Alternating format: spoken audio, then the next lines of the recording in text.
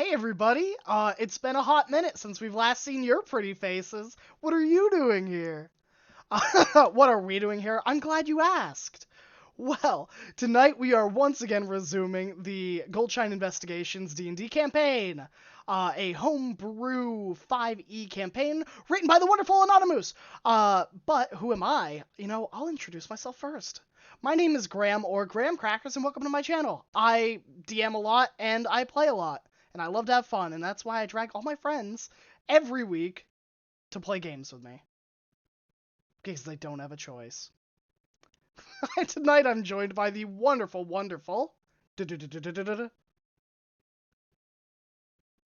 Pharaoh. Uh, Unlike Graham, I will introduce the character I will be playing. I'm Pharaoh. I will be playing Utaka, the Water Genasi cleric of two gods, a feisty tempest domain, and a insect vermin plague god. And I will be joined by Hey everybody, it's Kari. I'll be playing Israel, the half-elven Fae Pact Warlock. I am one of the miscreants that Graham regularly wrangles to perform for his amusement and my own. That's how I'm this exclusive content for you and you alone. Thank him, I guess. But yeah, I'll pass it on to our next victim. Victim's an adequate word. I've been chained to this desk for 2 years now. Graham won't tell me where the key is. Only you can save me. Hi, everybody. I'm Derek Sword. I'm going to be playing Griad's Bramblepelt, as always. And we're going to, I guess, skip over the sprite that is Avron and pass it off to our very wonderful Dungeon Master. Oh, hi. Didn't see you there. I'm Matt, your DM. I will be playing everyone else who's not these four chuckleheads. Uh, um, we will be having a slightly shorter stream today, but all the better to keep this party trapped in the Nightmare Realm longer because that gives me more time to write everything that they have going forward. And, just I get to throw more monsters at them, and really that's the greatest joy a DM can experience in life. Um, so, are you all ready to continue the Goldshine investigations? Yeah. Yeah. Hey, Jerry. All right. When we last left off, the party finalized and managed to survive the gauntlet that Nightmare itself chose to throw at them in exchange for the Eldritchian Universal Concept's help in dispatching the Children of Red Sight summoner, who the party now suspects may be the vanished father of their longtime ally, Joshua Scott, the Wizard Ranger they met in Vermin Hollow. But the party seems unafraid of the Children of Red Sight's designated Master of Fear. And while Nightmare has declared the deal complete and their temporary alliance with the party for their goals, Joshua Sr. seems not quite done with you yet, as you found yourself wandering a advanced structure that you now to understand to the best of your experience and ability to be a space station. And you're not alone. After tearing apart the electronics within, you all find yourself confronted by this massive crustacean-like mechanical creature. As it comes out of the dust and rubble of the door it blasted open, you can see more and more mechanical legs coming into view. Some very obviously mechanically and artificially attached and not matching the existing chassis. Others matching it perfectly as if they had intended to be there all along. All in all, a twin-clawed creature with a total of 8 spider-like legs surrounding it. As it gives its hoarse, mechanical, seemingly only order as it levels its claws as Ivron squeezes his way through the door that Utaka managed to sabotage to open up halfway, but not fully. Annihilate! And as Ivron pulls into the next chamber and the creature's claws begin to glow white hot, preparing another blast, I would like you all to please roll for initiative.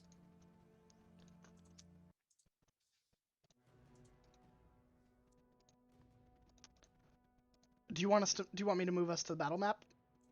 Yep, I got you. Okie dokie. Just so I can input them in the tracker. There you go. Why, thank you. Avron's in the back, but the rest of you can move yourselves as you wish, and I will move your enemy into the token layer so you can see it. I mean, I don't think that's really any different than what I rolled. So, hooray. Same. Well, you know, Incredible. at least my I actual rolled a dice- 22 and I got a 22. It's bonkers. And Graham, you'll be happy to know I have now figured out how to add my own custom things to the initiative, so you don't have to. Oh no. Oh no, we're doomed. I've been secretly, cutting their HP off the top. Wow, That's- HP embezzlement. You should be ashamed of yourself. HP embezzlement. Been skimming off the top for a while now. Yeah. It's trickle down HP-onomics. Economics. Hmm. You take the HP off the scary monsters and you add it to the weak ones. The one-hit kills. Messes with the plane's avionics. All right, there we go. Did you say you were revealing the thing? Yeah, it's towards the bottom since you guys are in the next chamber Oh. and it's still in the hallway. It's at the very bottom of the battle map towards the right. Oh, it's the spooter. Yeah, because it's a spider mech. I had to take some creative liberties. There's not exactly custom tokens for every weird thing I design. You didn't design your own spider mech token match? I had to cut some corners. Exactly. He hasn't been let out of the basement for even longer than the rest of us. So where Yeah, did he yeah, get this kind That's of tech? fair. Yeah. Graham keeps me in cryostasis when I'm not DMing. Oh, he doesn't give you the food cubes? Lucky. I think the evil scientist likes me more than you. That's very fair. All right, let's see. Israel, Utaka, Geharis, Griaz. Who wants to take care of Ivron, and who wants to take care of Melvin? I'll be Melvin because I know Melvin only had 2 portent dice, and also Melvin only is gonna use Eldritch Blast to run away. I'm willing to do Ivran in combat, but someone else can do his lines. I don't think I could quite I don't think the, we have the ability for hit the base one-liners. tenor or whatever. All right. Now, Butler. So now we Brother. need to fear for both Utaka and Ivron in this session. Hey! All right. In that case, Melvin's sorted on initiative. Farah, you mind rolling for Ivron? I suppose I can. And I suppose I will take care of his dulcet tones for this session. That's a 16 for him. I can't add him, so someone else will have to. Oh, I got it. Okay. All right. My name is Imran, and I'm a goody two shoes. Huh, yeah, I mean, fair. Jeremy, That's you here? That's a very solid impression. He's gonna watch this. He is. Yeah. I know, It's I'm so in for bad. it. Hey, I've got no excuses. I'm pretty sure Jeremy doesn't have any excuses for you either. So what was Ivron's initiative? 16. 16. Oh wow, that's exactly what I rolled in roleplay. Hey! Nice. right, Apparently, there we go. all just psychically connected to Roll20. It's just Watch, this is gonna be the reading night us. that Jeremy gets the most nat 20s that he's ever rolled in a session. It's the one he's Yeah, not it's here because for. he's not allowed access to his dice. We need to put Jeremy in dice jail. We'll Is, just call Jeremy on the phone and be like, hey, you got a nat 20, what do you want to do?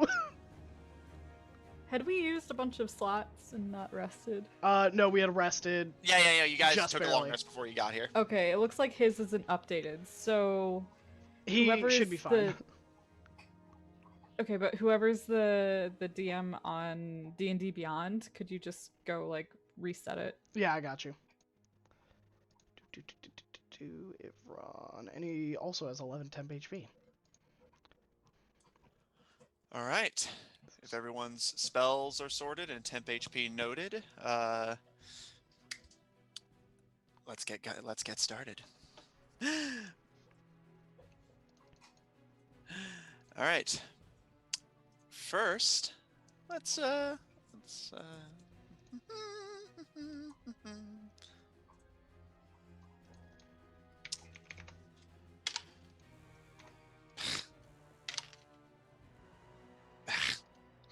right.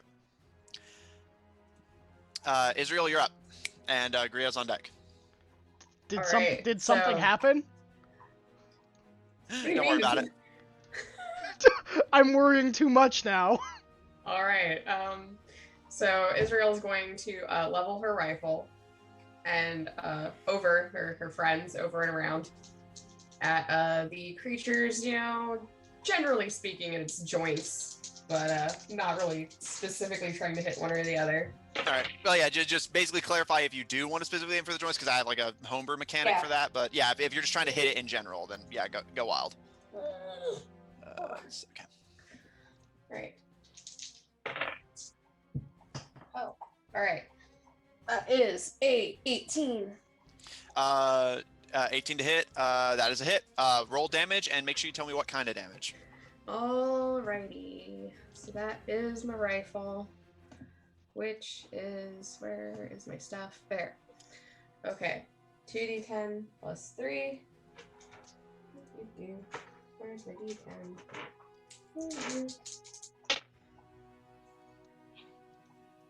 God damn it. Stop. Oh! Alright, that is 8 plus 3, 11 piercing damage? Because it's the rifle? I don't know if that's piercing or bludgeoning. It'd probably be piercing. So yeah, that makes piercing. sense. Okay, there we go. All right. Israel, you level your rifle over Moscow, Joshua, and Ivron's shoulders and fire. You've gotten used to firing it at this point. The bullet whizzes between all of them through the halfway open door and ricochets off of the creature's armor. You definitely hit it, but it seems like it did absolutely nothing to it. That's the shame, but oh well.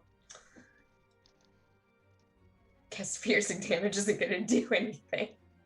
Yeah, I will say, since you did hit it, you hit it specifically. Yes, it is immune to piercing damage. The armor's too tough for your weapons to pierce it. Very well. Since I've got a whole lot of nada after that, I'm just gonna sort of back up. Sorry. All right. Griaz, you're up. Utaka on deck.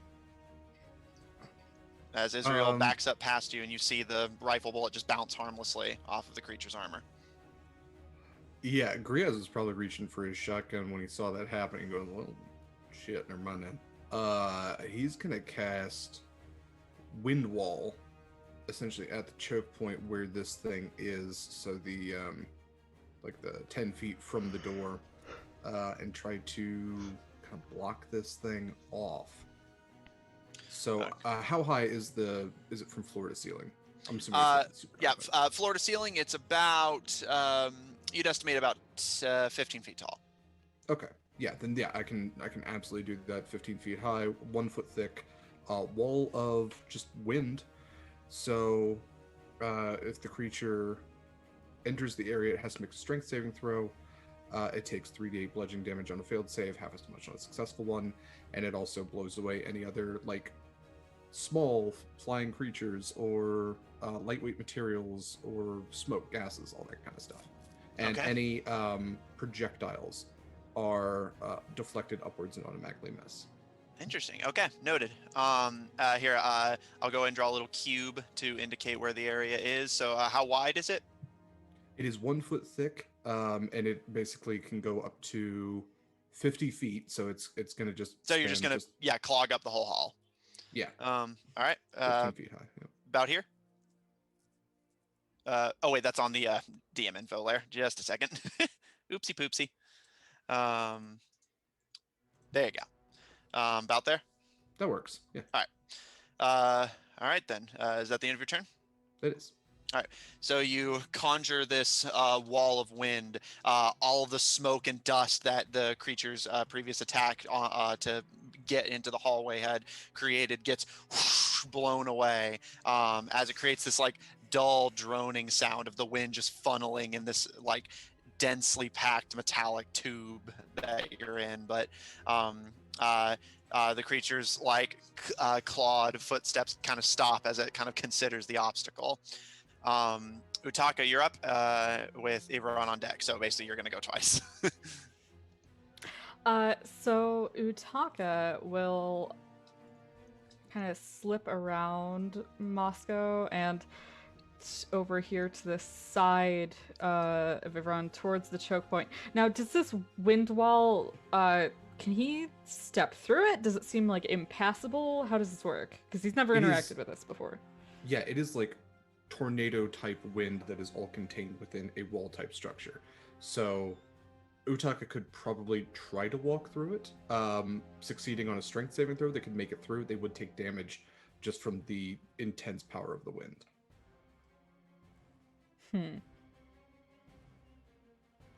Because he's thinking shatter might be a bad idea in a hallway like this. Made of inorganic material. You mean Well, opening Yeah, the we don't side know of how a far we are spaceship? from like space in Yup. this hallway. Not that he like really knows what's out there, but he also doesn't want to be out there. Let's Exactly. end this campaign the fun way. Let's all just get sucked in the vacuum of space and nightmare realm. So kind of low on options actually. Yeah, heck it. He will. Okay, so if he steps into the wind wall, does he take damage immediately? Is that what happens? Yeah, so if you step into the wind wall, strength saving throw, and then 3d8 or halved. Strength saving throw, his best stat. He's got this. But if you got any ranged spells, I mean, that's... What range spells do you think I have? It's shatter. No, I was just trying to choke this thing off. We could try to run Where? elsewhere. Okay. Oh. So my strength saving throw A is door. a whopping 14 plus 0. So That what does is- that do hey, me? 14 is meter beat, so it was a DC 14. So let me roll damage. Utaka at his absolute strongest. I want you to know, Farrah, you're making me roll damage against you. This was not my choice. Look, I just want to spread the love, really. Uh-huh. Oh, god damn it. Okay, that's 11. 14. So you take 7 points of bludgeoning damage. Yeah, okay. Yep. He doesn't look that phased, honestly. All right. But You just power through the massive hurricane winds that Griaz had summoned to get closer to the massive mechanical monster. now I can thunder wave it. That's what matters. So I will cast Thunder Wave at 2nd level, and it needs to make a Constitution saving throw. All right, and is that like a range spell that you're casting on it, or is it one of those originates from yourself things? It originates from yourself. It's a cube that originates from yourself. So is that going to hit Yvonne also? No, because I'm facing it towards the thing, and everyone's behind me right now. It's a cube that goes around you. It expands. You're the That's- center no. of the cube. No. If you, Is it not? That's always how I've read it. That's how I thought it was at first, but looking at what is that? The dude who does all the rulings. It is a cube that originates from you directionally. Huh. Okay. All right. It is a All right. 15-foot cube in front of you with yourself centered. All right, fair enough. Constitution save. That's DC 15. Yep. It fails. Okay, then it takes 12 thunder damage. All And right. is pushed 10 feet back All right. if it fails. Okay. You cast your spell as you fight your way through the hurricane winds, and it kind of stumbles backwards. Its mechanical legs digging and clawing into the metal of the ship. It seems like it actually manages to hold its footing, but you can see some very light damage and scuff to the armor, whereas the rifle had left no visible mark on it. So you definitely heard it this time, but it's still kicking as it kind of looks at you, and you can see the heat in its claws kind of die down as the pincers click as the heat dies down. Is that the end of your turn, Utake? I will use my last 5 movement speed to get behind the wind wall again. All right. And let's see. Then Ivron probably says something like, "Take heart, my friends," and he will cast Bless. All right. On, I don't see Gaharis on the map, but I assume he is here. Yeah, he's astride the nightmare, so wherever the Okay. nightmare is. So he will bless Gaharis, Melvin, and himself. All right. Let's do that. Okay. And he will ready his greatsword. Okay. I don't know if he has any other actions this turn. Okay. In that case, Gaharis, you're up with Melvin on deck. So once again, you will essentially go twice. Okay. I am going to use a bonus action to. Actually, no, I'm not. I'm not going to do that. I'm not going to waste the spell slots. I am going to use my innate ability to cast darkness, centered around the being past the wall. Okay. Do you still have the little cloud effect you used before, or should I grab it from the other Yeah, map? I can grab it. Okay. And I think that's all I'm gonna do. I will move. I will move. That's the last thing I'll do. I just need. Gosh, there's so many tabs. I know the feel. I have like a bunch of documents pulled up. Animated spells. There we go. Darkness.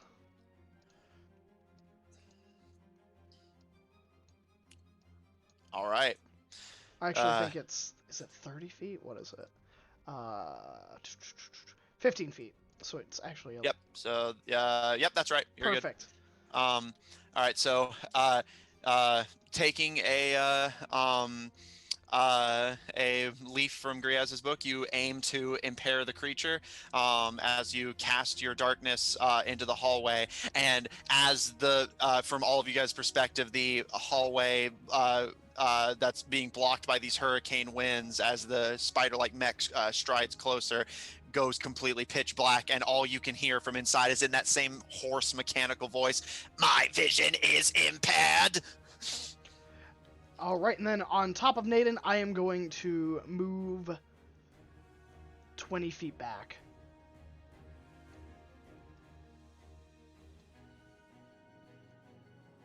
All right.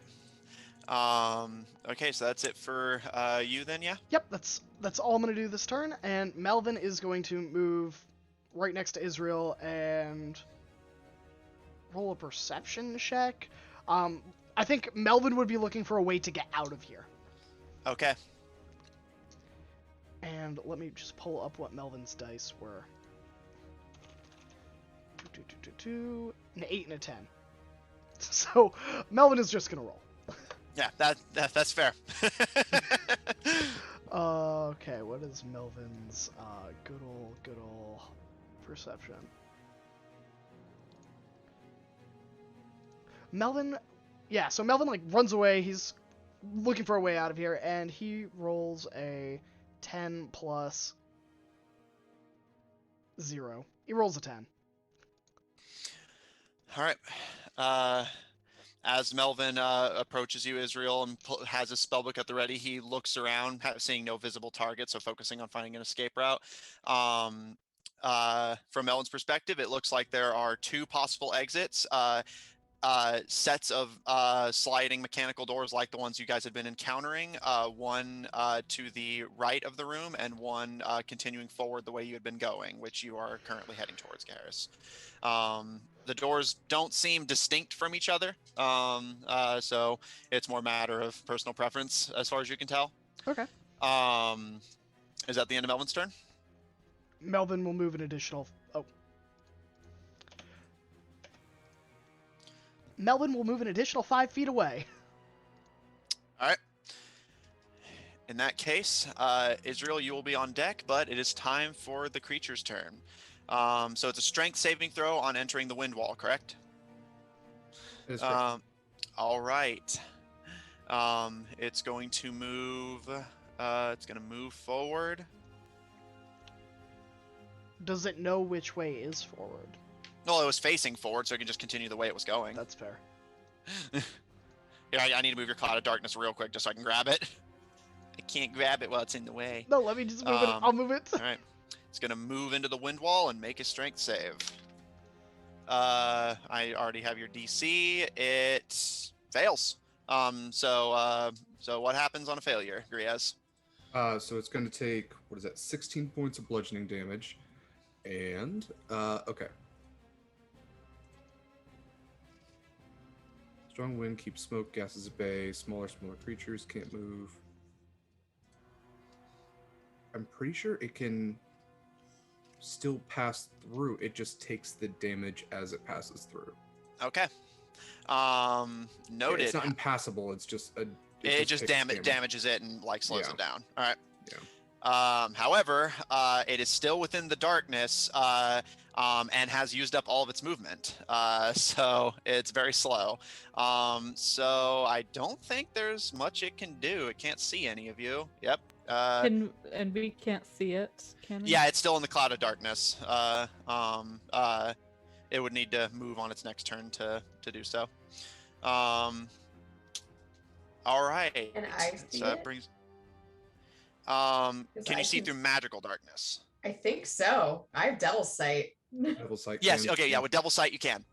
You can see it's fighting its way through the wind wall, and pieces of the armor kind of getting ripped off by the hurricane winds.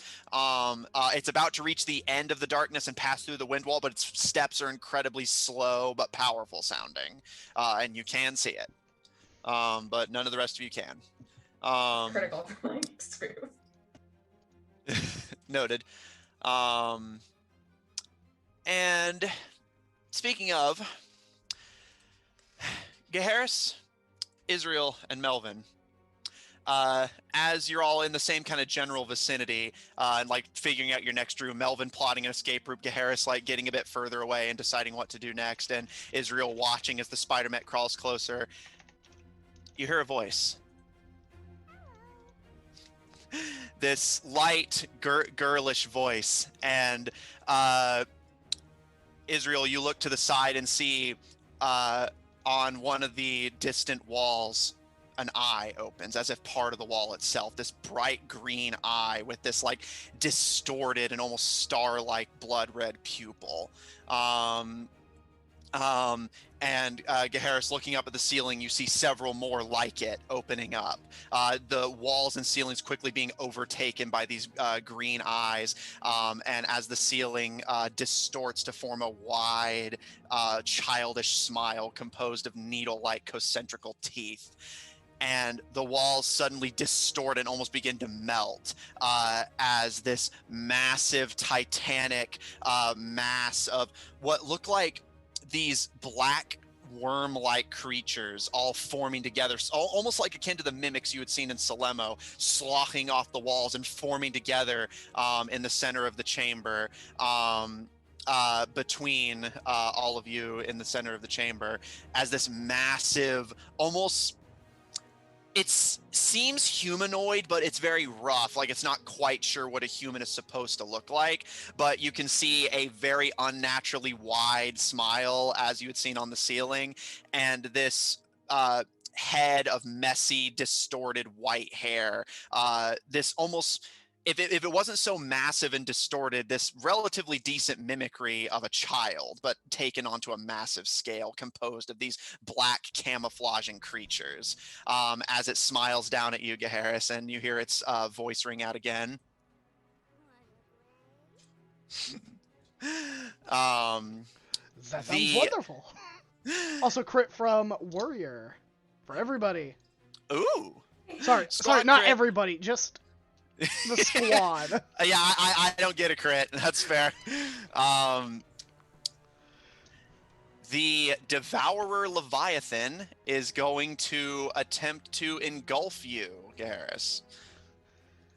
Oh, I would be surprised, but this would be like the 4th time I've been eaten in this campaign. Note that at this thing's appearance, there was a bit of smoke from Israel's mouth, because that was horrifying. That entire experience, she realized, wait a second, none of this is real. Like, I can chill out. But yeah, there was a moment where she was like, I never want to see that again. Yes? Melvin can use a portent dice so it doesn't devour you. It rolls an 8. Okay, let me from Melvin. Well, engulf isn't an attack roll. It's you have to make a saving throw. However, I won't force you to consume it. So Gaharis, make me a dexterity saving throw. Oh. Okay. Well, I have a +6 to this. I might be okay. That is a 13 + 6, 19. Okay. So you succeed the save. Successful save. All right. So if you choose, you can, instead of being engulfed, be simply pushed back by it, 5 feet in any direction. Sure. Does Naden also have to make a save? Yes. Okay. Let me make Naden save. Well, Naden got a 7. Noted. So I guess it engulfs Naden, and I'll take the pushback. All right, So like that's I fair. get knocked off Naden. Yeah, I'll flavor it. I just wanted to see like who's taking what. Okay. All right. Oh, remember, Graham, you have bless Oh heck. for Gaharis's rolls. Oh yeah. Well, I think I saved. Yeah. You know he saved. He's fine. Okay. Naden is engulfed and takes 12 acid damage as Gaharis, you watch as this like massive, like half melted and distorted figure reaches out to grab you and starts to these like worm-like masses start to engulf you and Naden both. But as it pulls Naden, the force of it like pulling Naden into itself actually pushes you off of it. But you can hear that tea kettle whinny as Naden's skin begins to burn. As you can see the worms like falling off of the creature's skin start to bite and like dig into Naden's skin with these like horrifying leech-like concentrical teeth. That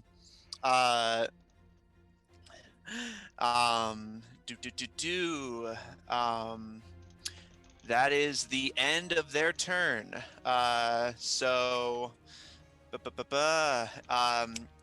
Israel, you're up. Griaz on deck as the Devourer Leviathan has entered the field. Yeah, I'm gonna go ahead and take my crit for 1 of my Eldritch Blasts at the creature, the horrible leech creature that's now engulfing my boy Naden. It nearly engulfed my other boy. Yep. Is it a leecher? Oh, nice! I got another nat 20. So Hey! 20s. And so we're gonna roll that dice so we can double it.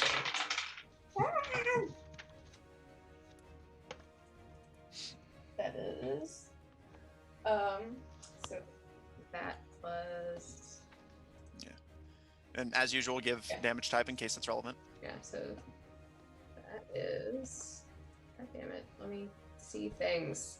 Yeah. Let me see things. Yeah. All right. Okay. That is 16 plus 5 is 21 force damage with one Okay. blast. Oh, and I will say as a side note, I'm not going to take the crit away from you because you rolled a nat 20. That's fair. But for future reference, remember, Eldritch Blast is a ranged attack. You're in melee range with it, so technically your Eldritch Blasts have disadvantage right now because you're still in melee range with it. But you can keep the crit. Just saying for the roll disadvantage when you're in melee for Eldritch Blast because it's I'm ranged. 10 feet away. That's more. That's not melee range. Melee's 5. I think functionally it's a large. No, because look, part of the blob is in the 5-foot range of you. Oh, dumb. Anyway. Dumb. I Why let you can't I keep just a take point blank crit. shot already? No disadvantage at close range. Everybody took the crossbow feature. It wasn't a crossbow feature in 3.5. I could take it with anything. Anyway, Crossbow feat's a good feat, though. It It's is such a Not good gonna lie. feat. It's really good. It's my Heavy favorite crossbow. feat. Have you got that multi? So 21 with one blast, and it'll be Yep, I got 20. Is that right? Can I count? 15 with the other vest. Yep. Is that 15 to hit? No, they were both crits to hit, so this okay. is damage. So it's 21 force damage with one and 15 with the other. Nice. All right. Total of 36. Okay. Owie. That's force damage, correct? Yeah. Okay. All right. Noted. Is that the end of your turn, Israel? I am going to move over. Like to move there. All right. The creature will get an attack of opportunity on you, so.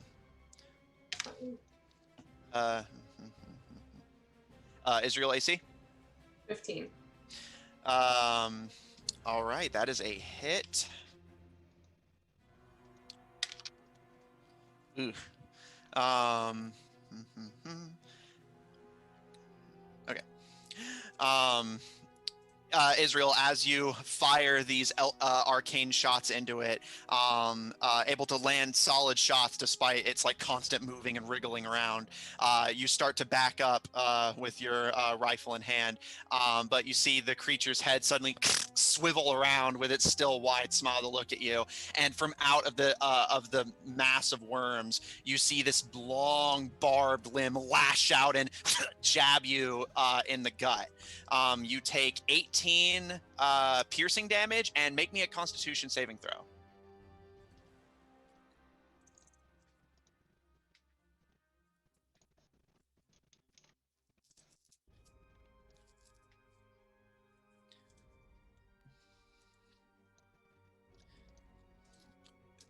You're muted if you're Spurockin. All right, that is a 16 con save. Okay.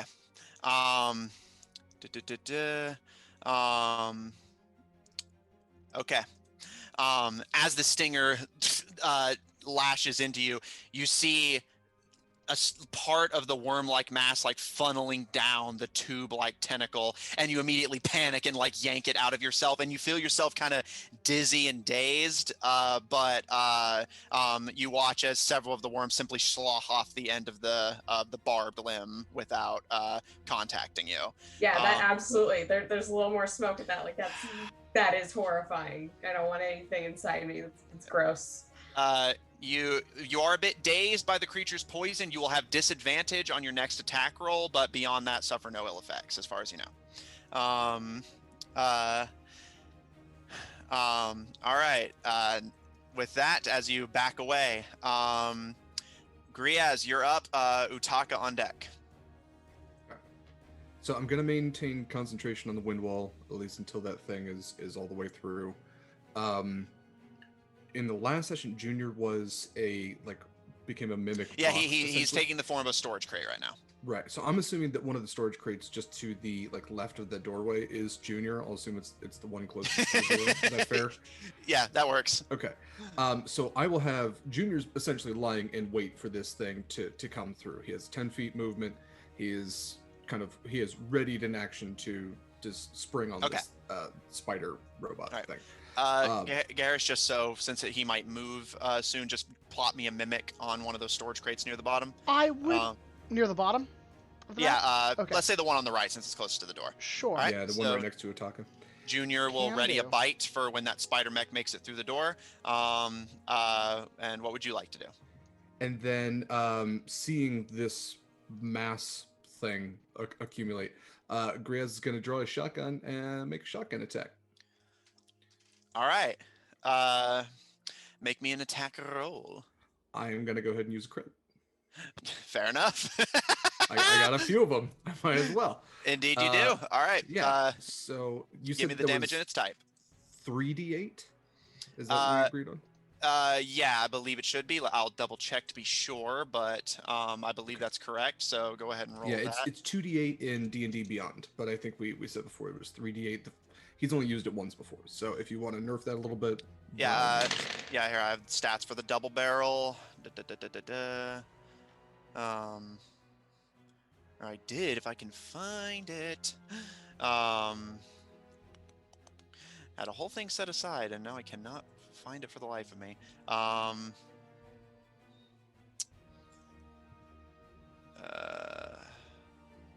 There you are. Yes, 3d8. Okay. So that all in all is, I think, 37. All right. And damage type? I believe it would have to be bludgeoning. Yeah. Okay. Or it says piercing. Obviously, yeah, they're bullets. We said that before. Yeah, piercing damage. All right. Gray, as you pull your shotgun back, maintaining your concentration on the wind wall and fire, this deafening from your boomstick as pellets rake up the side of the creature. But you see that it's just sheer mass kind of absorbs a good chunk of the blow, and its head suddenly freezes, and the smile drops. And its head slowly cranes towards you as worms slough off of its neck. Its eyes, the red blood-like distorted star-like pupils narrow. Well, bring it on. Come on. I got scarier things than you as a pet. The creature's head kind of cracks and swivels as you can see that barbed tentacle waving in front of it as it seems angry. Utaka, before you go, assuming that's the end of your turn, Griaz. It is, yes. I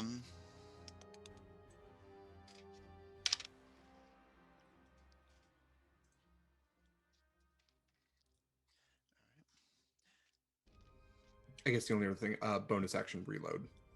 Okay. Yeah. All right, you start pumping shells into the breech of your gun and pull it back. And Israel, as you're like keeping your eye on the mass and like keeping your rifle at the ready, you suddenly feel this gashing pain across your side and feel the warmth of your own blood. You take 12 slashing damage from an unseen source, but from the looks of the wounds on your stomach, it's claw marks. Fantastic. Now we've got a predator in here or some shit. It's great. This is why I didn't say anything whenever you made that crack about this being all based on iconic aliens. This too. Got goddamn yup jaw. Wait, when do the people from Avatar show up? I said Oh, the Navi? iconic aliens, Graham. Oh, sorry, not best-selling movies of all Yeah. time. Mm-hmm. Oh man. I could so say a lot right now, Israel- but I want to be able to use Twitter. So What is ET coming in then, Matt? Oh my For- gosh. For the most everybody's terrifying of knowledge, We're gonna open the Israel final looks door. bloodied. Yep, we're gonna open the final door. ET's send home. ET's gonna heal us all. Yeah, it's just gonna send us to Ow. home, back So- out of the realm. Were we all able to hear this horrible baby creature?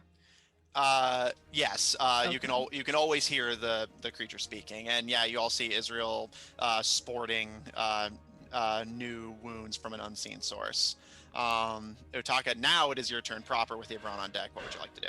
Okay, well, as he has no idea where the spider mech thing is, and he doesn't necessarily want to be there when it emerges, so he will shift back out here into the room, narrowly dodging Junior, though he doesn't know it.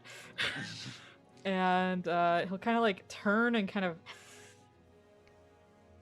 furrow his brow and look disgusted at that big thing behind him and be like, "No one wants to be your friend." At it, and he will I guess use command and tell it to grovel. Okay. So And it would fall prone. That's a wisdom 15. yeah, wisdom save, which it miserably fails.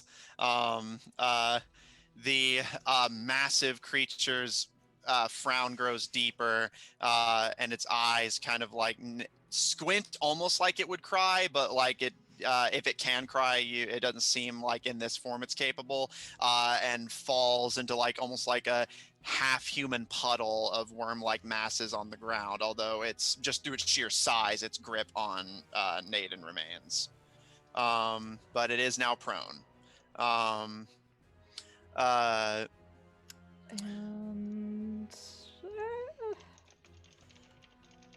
don't know that I have many bonus actions to use right now.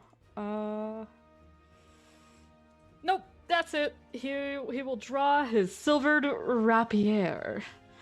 Okay. But otherwise, he'll pass his turn, making it Ivron's. Ivron studies himself for the coming fight with this mech, and will take 5 steps towards the wind wall, and will hold his great sword and ready attack for when he can see the creature. Okay. All right. As Ivron readies his blade for the massive creature's entrance, you can see Yao also taking a crouch position and letting out a low, like, gurgling growl. As I will say, so that they're also involved. Moscow is going to make a run for this door, and Joshua is going to run to try and give Naden some backup in escaping. So, Gaharis, if you want to roll for Naden to escape, Joshua will provide Naden with advantage. Sure. And that is strength for athletics, correct? Yep. Yeah. Let me double check. Because grapple is athletics or acrobatics. It'll be its action to do this, but yes, it is a strength check, and I have the DC on hand. So. Okay, that is a +4 to a 13 for a 17 to escape. All right. With Joshua's assistance, Naden does escape. It can exit the Devourer Leviathan's mass at any point within 5 feet of it. Okay. But that did consume Naden's action to do that, so bear that in mind when your turn comes around. Sure. And my turn comes right up after Ivron's. So yeah, if Ivron doesn't do anything further, then he just readies an attack. Yeah, but can you move him 5 feet lower? All right. On the map. Bear in mind, 5 feet closer, he won't be able to, because it'll still be in the dark. Well, yeah, it would come out next to him. So okay, yeah, that's fine. So yeah, okay, he'll move 5 feet forward and ready his attack as you draw your silver rapier. And Gaharis, you can see Joshua getting chancing the barbs of the creature while it's distracted by Utaka's magic and insults, and Griaz shooting at it. Manages to pull Naden free with a heave as you see Moscow making a run to try and like reach up and slap the keypad that would open the next door. Gaharis, what would you like to do? I'm going to move 30 feet. I have highlighted my maneuver. I won't prompt attacks of opportunity. Okay. So I'm going to move myself right 5 feet down from Melvin and within 5 feet of Joshua. Okay. And I believe I'm 15 feet past Israel, and I'm going to make 2 melee attacks against the worm creature, both at an advantage because it's prone. All right, go for it. That is a 18 to hit and a 15 to hit. And you have bless. And I bless. So, you know what? That's 1d4, right? To each? Mhm. So that 15 is now an 18, and that... Both hit. Okay. Wonderful. Now I get to roll a Um, lot of d8s that I didn't collect ahead of time. However, you're using a sword, so I'm assuming some of this is going to be slashing, correct? Yep. Okay. But more of it's gonna be necrotic, and Oh no, just and let, more of it's gonna be radiant. Oh yeah, Ju- I know. just- I'm gonna get some worms. yeah, just let me know how much of that is slashing damage before Okay. you start rolling the necrotic. Okay, 7 plus 5 and 6 plus 5. That's, I think it's plus 5. Let me double check. Yeah. So that's 12 and 11. That is 23 slashing damage. Okay. Noted. Um. I don't like that hum. That's nice. That's nice that you don't like it. It was at this point I did realize that I done goofed up. Harris, as you slice into it with your blade, almost instinctively, its head splits. You can see that the mockery of a human form is actually just comprised of more of these worms camouflaging and mimicking, and they form around your blade, and the whole creature bisects itself into two smaller versions of itself. One of which does take the full breadth of your strike, but the other seems pretty much unharmed. Okay, so At is least by that that both strike. strikes that it took, or because that was the well, so- combined slashing? So yeah, just when it takes slashing damage, it can do this. So Because I do have 2 attacks, so would it be 3 of them at that point? Does it split twice? Or is it just 2 of them? I'll say since we already know you're gonna hit, that was the combined Yeah. slashing. It can only split once Okay. because it's a reaction. So yeah, the one you were attacking took the Would brunt of it. Does it have a Um, reaction as it took its reaction to hit Israel? when she It moved? took a reaction to hit Israel, but then its turn came up afterwards because you're it's right. bottom of the yeah. initiative order. All right. Um, Well, it needs to make me a Constitution saving throw. Which it will. It succeeds. Okay. So it takes 2d8 necrotic damage for a total of 5 necrotic damage. Okay. And then I'm pumping in 2 first-level spell slots of radiant damage. Okay. 8 and 6, so 14 radiant damage. Okay. The one you had been initially striking, as you hack into it, pump magic into it, and the necrotic energy flows through it, it gives a wail of childish pain as the worms begin to slough and dissolve off of it. And basically, this mimic of a human form melts around your blade, and the worms begin to like scatter and die off, forming this just kind of carpet of like gross blackened and potted green flesh. However, the one that split off does still stand. Okay. Bonus action, I'm going to use Shield of Faith for another first level spell slot, and I now have a +2 to my AC for 10 minutes, putting my AC at 20. Okay. Is that the end of your turn? That will be it. Okay. It is now Melvin's turn, and then Israel, you'll go after the aliens. Oh, sorry. Does the movement for Naden, do they still have their movement? Because they use their They action still have their to get out? movement. They just can't take an action. Okay. But they still have their movement. Naden's going to move because I know this thing already used its reaction, so Naden's just going to Yep. go all the way to the far side of the room. And as Naden passes it by, Garrus, you watch as the creature that split off from the original kind of stares down at the corpse of its sort of mother, sort of clone, and just looks at you with a very plaintive. And with that, Melvin is now up for real. Oh, well, I would You like... muted. Oh, well, I would like to cast a spell, as Melvin. Oh, wizard casting a spell. Yes, it's truly a delight and truly magnificent. Took me many years. I would like to cast Tasha's Hideous Laughter on this creature. All right. That's a charisma save, I believe. Yes. It's a DC 15 something save. Wisdom. Wisdom. It fails. Well, now it's going to stay prone. And yeah, so the target must succeed the wisdom saving throw, falls prone, and becomes incapacitated, unable to stand up for the duration. The duration is up to 1 minute that I hold. All right. Does this have an intelligence of 4 or higher? Yes. Okay. So it is affected, and at the end of each of its turns, and each time it takes damage, it can make another wisdom saving throw. Yeah. All right. It has an advantage if the saving throw is triggered by damage. Okay, got it. I'm Melvin's just going gonna say to it right now. If this thing starts laughing, smoke is gonna pour out of Riaz. That is goddamn horror. Don't no. Yeah, which, sure enough, Garrus, any particular flavor for Melvin's hideous laughter? I don't find any of this very funny. And then he runs.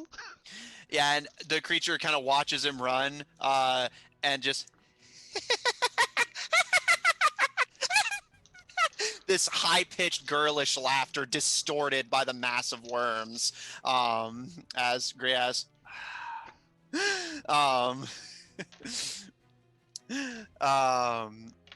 Is that the end of Melvin's turn?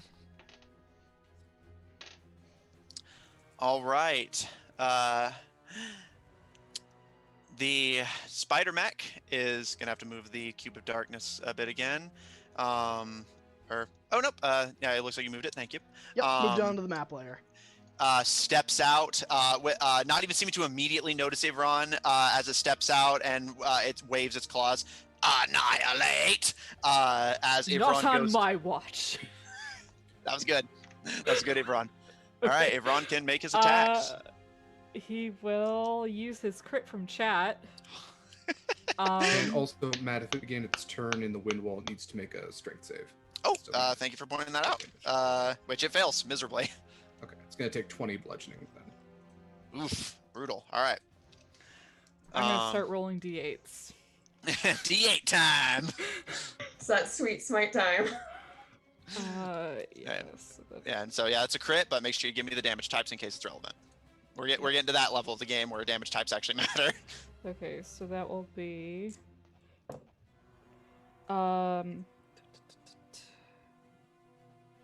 14 slashing from the great sword.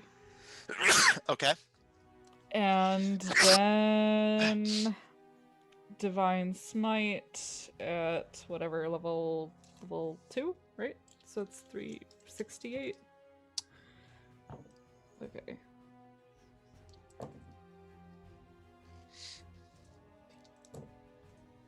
Oh. That is 33 divine. Radiant. All right. Okay. Radiant. Yeah, I figured. All right, so Griaz, you turn to see the spider mech slowly stepping out of the wind wall. Its armor still being ripped apart by the hurricane-like winds. And yeah, as it gives its battle cry, and Ivron denies it and goes in for a swing, Ivron's sword actually bounces off of the armor, but as he channels a divine smite into it, he manages to cleave through. It does not take any slashing damage either, but it does take the radiant. As Ivron's, with the boost of radiance, his sword does manage to cleave through, creating this nasty looking gash across its armor, and you can actually see it like struggling to not completely fall apart. As it looks around, it looks bad on its last metaphorical legs as it looks to Ivron and like clicks its claws. Late, and goes to lunge at him with its claw. So it's still up. Yeah, but barely. Then Junior's going to take his ready to action too. Oh, indeed you can. Thank you for reminding me. All right, Junior's gonna crate hop over to the creature and make an attack roll. Yeah, he's basically just going to lunge at him. That's 26 to hit. That is a hit. Roll for damage. Make sure you give me the type. Yeah. So it's going to be 1d8 plus 3 piercing. I'm assuming that's not going to do anything. Yeah, it does not. It's immune to piercing and slashing you now. Okay. It does 1d8 acid damage as well, so I'll just roll that. Yep. Which is just going to be 6 points of acid damage. Okay.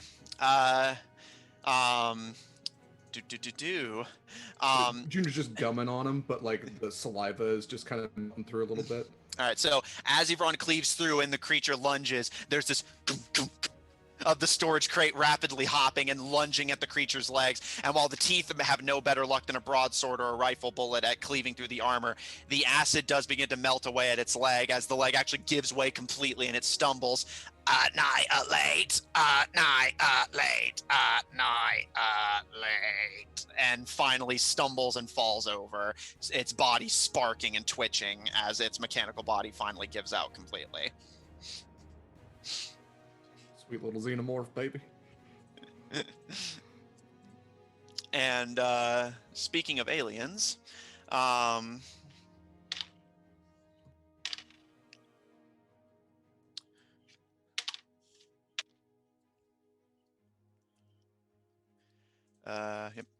Israel, as you're still looking around, you still have no sign of your assailant as a second gash appears across your chest, this time for an additional 13 slashing.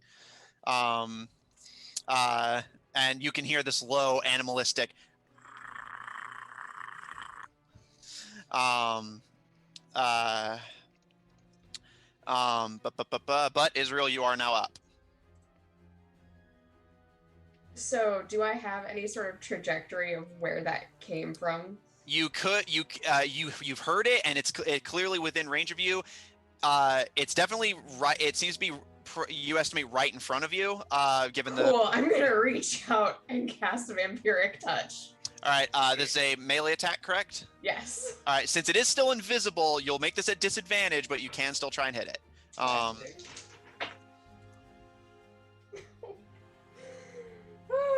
It's a 1. Nat or like just with modifier? Yeah, just a nat 1. Israel, as you lunge forward, you can actually feel some slight movement, and you feel something grab your arm, and all of you in the chamber, it's like the chamber suddenly goes quiet as you hear a sickening crack as Israel, you can feel bipedal arms grab your arm and break it as you reach out. She shrieks. Like the devastated shriek of someone who's in terrible, awful, no good, very bad pain.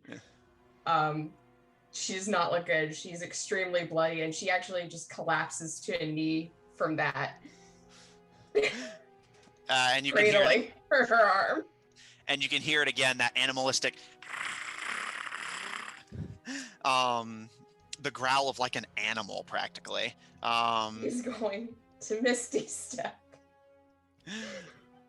All right. And she will Misty Step. Where's 30 feet? Yeah, she's gonna go 30 feet that way. All right.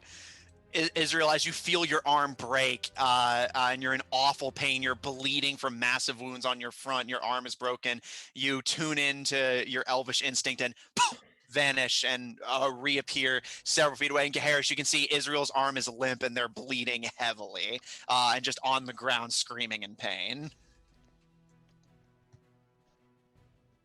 I'm assuming that's the end of your turn, Israel? All right, Griaz, you're up. Okay, well, dang. All right. I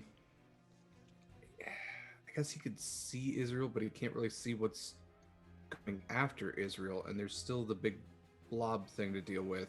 So he's just going to drop concentration on the wind wall, and then cast Flaming Sphere on the blob thing, the Leviathan. All right. So it's just a 5-foot diameter sphere of fire, just kind of centered on it. And it's a saving throw. Dexterity saving throw. That's a 17. Was it at disadvantage because it's prone? Oh, yes. Does it get just legitimate well, it's question? technically also incapacitated. Yeah, So okay, yeah. It is prone and incapacitated, so dex saves are at... With disadvantage, that's a 17. Okay, it still succeeds. So it's going to be Damn it, 2d6. Melvin, you should have used your portent. God damn it, Melvin. Damn it, Melvin! Actually, I will cast that at 3rd level. Why not? So I will make it 3d6 halved. Okay. So that is 9, 12, so 6 points of fire damage. Okay. I will say this. Hmm. It has to make a save now for the Oh, yep. laughter. Constituted laughter. Nope, nope, don't even roll. It rolls an 8. So yeah, it fails. And Griaz, as you drop your concentration on the wind wall and conjure this flaming sphere, you misjudge the distance very slightly and put it slightly above it, not wanting to risk hitting one of your allies by mistake, especially with how wounded a lot of them are looking.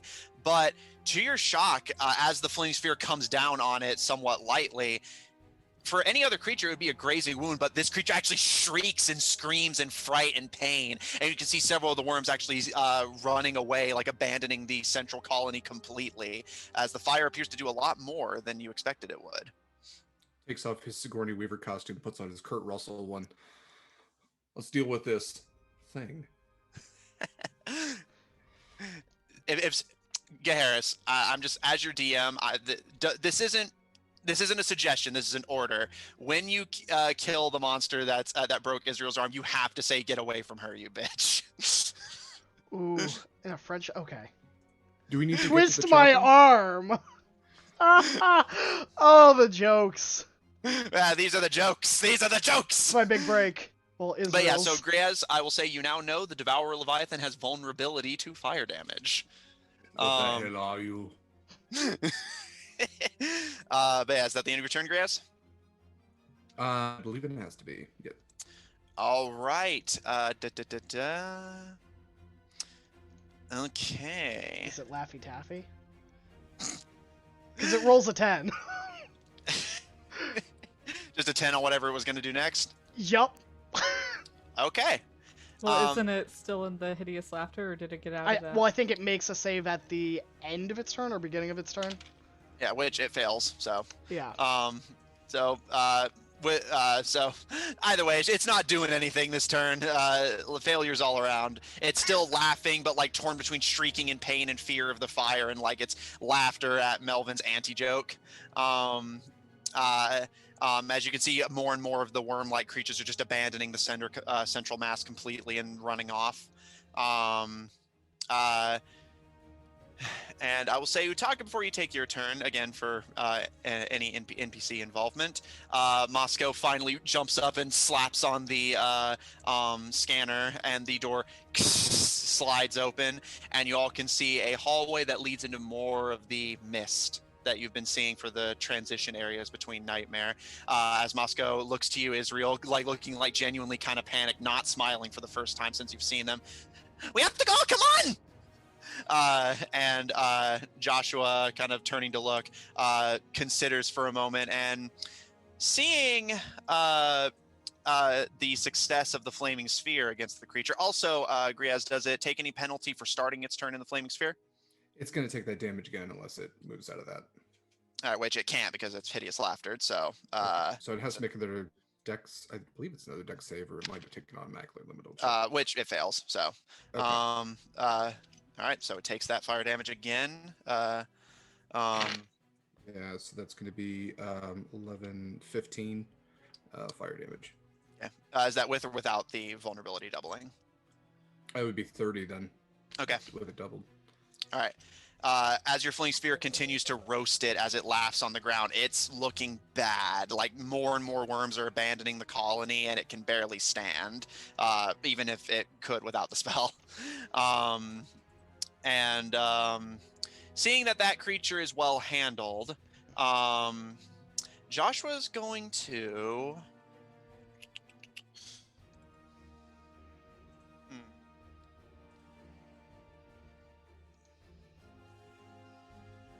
Just seeing what he's thinking here, because Israel's not looking good, and there's still an unaccounted for monster in the room.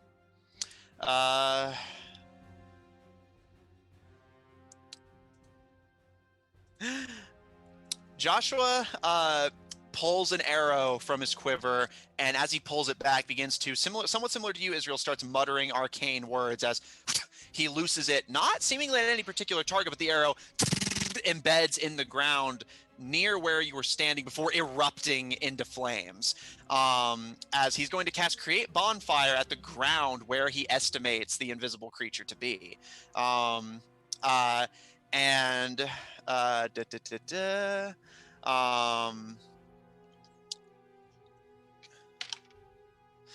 It does succeed its save, which let me see if that still does damage. Okay, it doesn't take damage when it succeeds, but I will say that as the ground around Joshua's arrow erupts in flames, you all can see something of a shape taking form in the flames. You see this. It looks like it would be a lot taller, but its figure is somewhat hunched, whether that's from the fire or otherwise, you can't tell. This lizard-like form, like a lizard-like humanoid, somewhat akin to the saurians and lizard folk you're familiar with in the waking world. Massive clawed hands and feet, and covered in shimmering fur that kind of are like flickering slightly, almost somewhat akin to how Francine's scales do. As you still can't see it, but you can see sort of its vague shape taking form in the smoke and fire of the bonfire Joshua's created. As you now at least have a rough guesstimate of where it is. This reptilian humanoid creature that seems to be about human height, but hunched slightly. So if it stood up completely, you imagine it'd be a lot taller. Utaka, you're up. Averon on deck, and I will go ahead and reveal where the creature is for the moment. All right, Barry, who could see it anyway, because he's a good boy with 60 feet of blind sight, likes Israel enough that I think when she starts screeching in pain, Barry trills angrily at this unfortunate creature. And Barry will charge towards it and try to latch onto it and keep it in place so it doesn't follow after Israel and hurt her more. All right. Go ahead and make those attack rolls as usual. If they hit, give me damage. So that will be a There's a dirty scary to 20. berry in effect. All right, that is a hit. Okay, so that's a dirty 20, so that is 9 bludgeoning, and it is grappled. Okay. And then it will strike with the tail, the sting, which is a 18. That is also a hit. Okay, that is 7 piercing, and numbers. 10, 16, 20, 28 poison damage. Oh, wait, or DC 12 Constitution saving throw. Which it succeeds. Okay, so 14 poison damage. All right, so Barry gives a and charges forward before grabbing onto the invisible creature, seeming to pay no mind to the bonfire beneath his feet, and starts biting and stinging into it. And while you can hear this from the bite and sting, Utaki, you can see as Barry stings into its side, it does clearly feel the wound, but does not seem to react to the poison at all. Okay. Utaka will... I don't know. I think he's a little lost what to do here. The black thing, it's still kind of like the Leviathan thing. It's prone still? Yeah, it's prone and incapacitated, and still under the effect of hideous laughter. Okay, then he will come over here and... It's made up of worms, you said? Yeah. He kind of frowns at it, but he will still reach his hand towards it and inflict wounds. All right. I'm sure this will go well. Nothing could possibly go wrong. But it is incapacitated, so I get advantage. Indeed you do. Which is a nat 20. Yeah, that'll hit, funny enough. How does that work? So that is a level 2 inflict wounds. I'm just gonna do this and I'm not rolling 8d10s. 21 doubled, so 42 necrotic. That kills it. How do you want to dispatch the Devourer Leviathan? I would like that sort of necrotic energy that had recently formed other spells that kind of like builds up on his arm and kind of flows down, kind of glowing through his veins and leaves his hand into this creature, and it kind of one by one, like they kind of like pop, almost like popcorns before like this mass kind of like it's a very messy death as they rupture and All right, and as Splatter. one by one, the individual worms making up this colony begin to pop. It begins to grunt and squeal before it finally bursts completely, and any survivors quickly scuttle to the edges of the chamber and vanish. One alien remains in the room with you. However, I think Ivron, seeing the state that Israel is in, will go over there and try and like catch her, get an arm under her decent arm. Yeah, of course. As Let she me had help you. fallen, as she had fallen half prone, and try and like help her to her feet, and say something reassuring, and he will pump the full 30 pool of lay on hands into her. Okay. Israel, as Ivron approaches you and slowly helps you up, you're going to be okay, and pumps healing into you. Your arm is still broken and hanging limp, but the pain begins to subside as your wounds begin to close. I got time to bleed.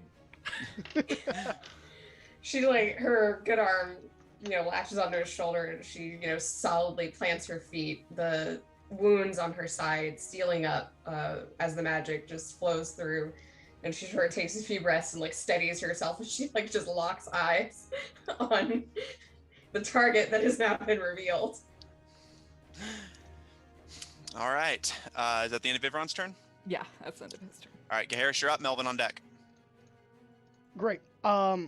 Naden, being the good boy Naden is going to use all their movement to get to this creature. Pets unite! And make a attack on it with trample if it hits.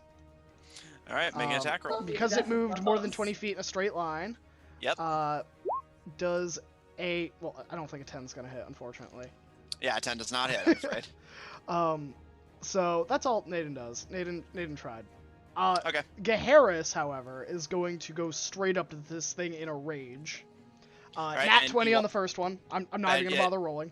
You would have advantage anyway because you're flanking with Barry. I know. I just want to do a lot of damage. Yeah, that's valid. And then for the second attack, that is a 18. That also hits. All right. So. And con saves for both? Nope, just the first attack, which is the crit. So it needs to make the Constitution saving throw. It takes 12 slashing, multiplied, so 24 slashing. Okay. Then for the second attack, it takes 6 slashing. Okay. And then its con save.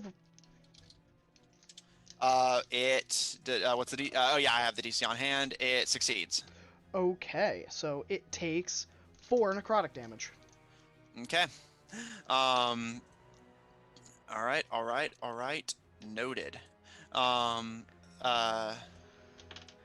Doot. Okay. And that's it for me, I think. I don't think I have any bonus. I mean, I do, but I don't want to waste my last level 2 spell slot. Saving that for the bad guys. All right. Yeah, that's it for me. Oh, All right, actually, so... with my last feat of movement, I'm going to move 5 feet to left. I'm still within its... Yeah, you're still within melee range, so it doesn't attack but, opportunity. yeah, I'm just trying to close the distance so it can't get around me to get to Israel. Okay, fair point. Okay. Noted. All right. So, Gaharis, as you charge forward, you slash, and you see, very disconcertingly like inhuman blood splatter as you slash again. And at this point, it's like taking a lot of hits. So with a shimmer, the invisibility drops completely. You're looking at this somewhat like whitish red colored raptor like creature, hunched but humanoid. Their arms like hulking and massive with very wicked looking claws. Um, uh, um, and you can see their fingers do appear to be dexterous enough to hold things if they wished. And unlike most creatures like this, like something akin to like crocodiles and the like, you recall, their vision is binocular, able to see directly forward. And it's covered in these like now somewhat singed and damaged hairs that kind of shimmer different colors, which you presume to be the source of its invisibility. You estimate if this thing were to stop slouching and actually stand to its full height, it'd probably be somewhere in the ballpark of 7 feet tall. Um, and its eyes turn and lock onto you as it gives another. And from the sounds of it, that's the end of your turn. So, Melvin. Yep. I don't know who you are, but I hate you. And Eldritch Blast for a Yes, 16 to hit. A 16 plus 4. That's a dirty 20 to hit. And That'll then hit. the second one is a nat 20. Whew, look at Melvin. Look at that. That's the first nat 20 I got with these new dice. Hey. All right. All Melvin's right. going to do some damage. Maybe. I think it's 1d10 plus nothing. That's something. But I'll Sure, he double doesn't check. have a charisma score. Yeah, I'm pretty sure he doesn't. I'm just gonna post these because it's quicker. First one is 10 force damage. Second one Okay. is 4 force damage because it's 2 multiplied. All right. Nice. All right. As Melvin lets loose, slowly growing more comfortable with the detestable spell as it comes to the aid of the party, 2 more bolts of arcane energy impact the creature, now revealed to all of you as it leans back and recoils from the blasts. Is that the end of Melvin's turn? Yeah, Melvin, I don't think has anything else. All right. Top of the round. Israel, you're up. Grand. So, her arm's broken, so she can't do her usual method of channeling her Eldritch Blast, but she does not care. So she's just going to extend her good arm out and fire All at right. the creature. All right. Roll. That is a 15 plus 8 is 23. That is it. So one of them. All right. And then the other one is a 14.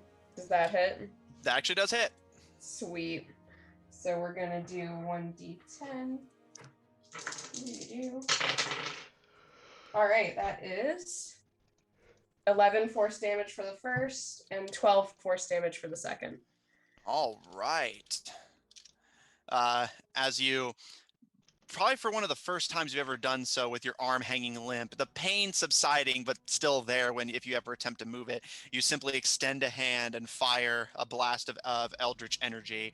And as it swerves over and around the heads of your allies, it impacts into the creature again, which leans back and as it's slowly getting whittled down more and more by just the sheer onslaught of attacks as its unspoken alien allies are no longer there to distract and diversify the attacks away from it. Is that the end of your turn, Israel? You're muted. Curry. She's also going to use her movement to go towards where our boy Misko, whatever the heck his name is. Miski? You know? Moscow? Yeah. Moscow gives you a smile as you pass and looks to everyone else as he keeps a hand ready on the keypad. All right, Griaz, you're up, and Utaka on deck after the creature. Now we just need to find new names for. Listen here, Mosh Pit. Come on, Mickey, you gotta hit that keypad. All right. Griaz is going to stow the shotgun, seeing that everybody's kind of surrounded. His rogue tendencies are going to try to take over. He's going to draw his 2 short swords, and he's going to go in for a melee attack on this thing. Now that it's fully visible. So he got a nat 20 on one of the attacks, 22 on the other. Both hit, and one of them's a crit. Roll for damage. He's going to do 25 points of slashing damage. Okay. And then as... I guess the extra attack is his bonus action. Shit, I didn't think that through. Okay, then yeah. He's going to maintain the flaming sphere just like off in the distance though. Okay. It's just still there. That's fine. Okay. And was that the total slashing? The total slashing is 25. Okay.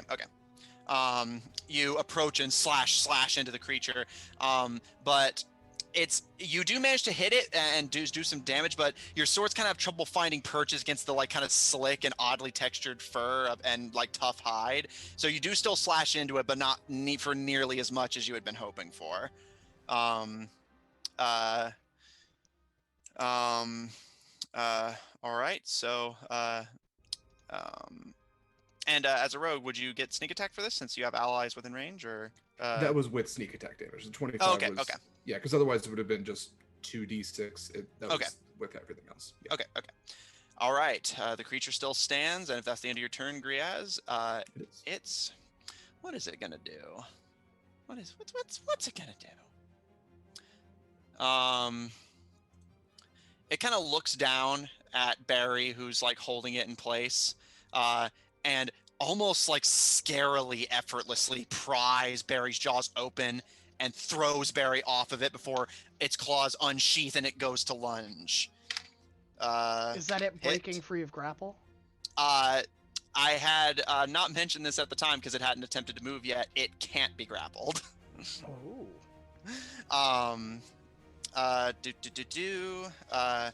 Barry takes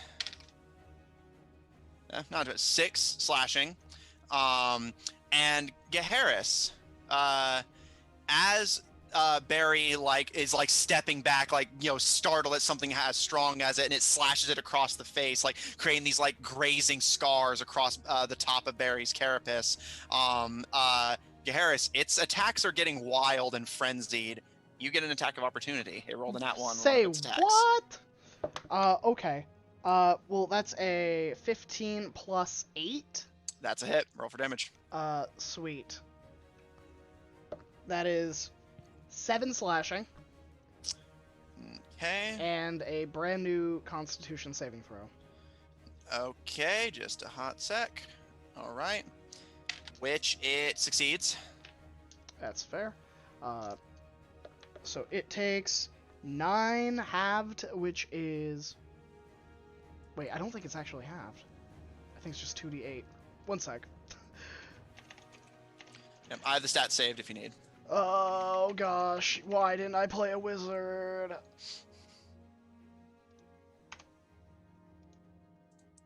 Do 48 if they fail. If the spell ends. Oh yeah, it just takes 2d8 damage. Okay, so yeah, it takes the total. Which was, well, I picked up my dice, being the dummy I am. It was 9. It was 9. 9 damage. Right, okay. What would I do without all of you? Okay, the creature is looking bad. And that is the end of its turn. Utaka, you're up. I mean, yeah, I don't think he wants to use any more spell slots in here. But I guess holding his rapier, he'll look down and be like, what the heck? And go up and try and stab a thing. Why not? It's been a while since he's actually stabbed something. Alright. And yeah, if you stand there, you will have advantage with Barry backing you up, so roll your attack with advantage. Okay, I will do so. I feel a little dirty. But with advantage, I did roll another nat 20. That's fine. Okay. Crit happens. I want that on a t-shirt. Crit happens. Okay. This was your moment. Yeah, unfortunately. Okay, so that will be 13 it's piercing, isn't it? Yeah, rapier's piercing. Okay. And oh wait, no. I'm a rogue. This is never relevant. I want to point out. Yeah. 19 piercing. There you go. Utaka, how do you want to do this?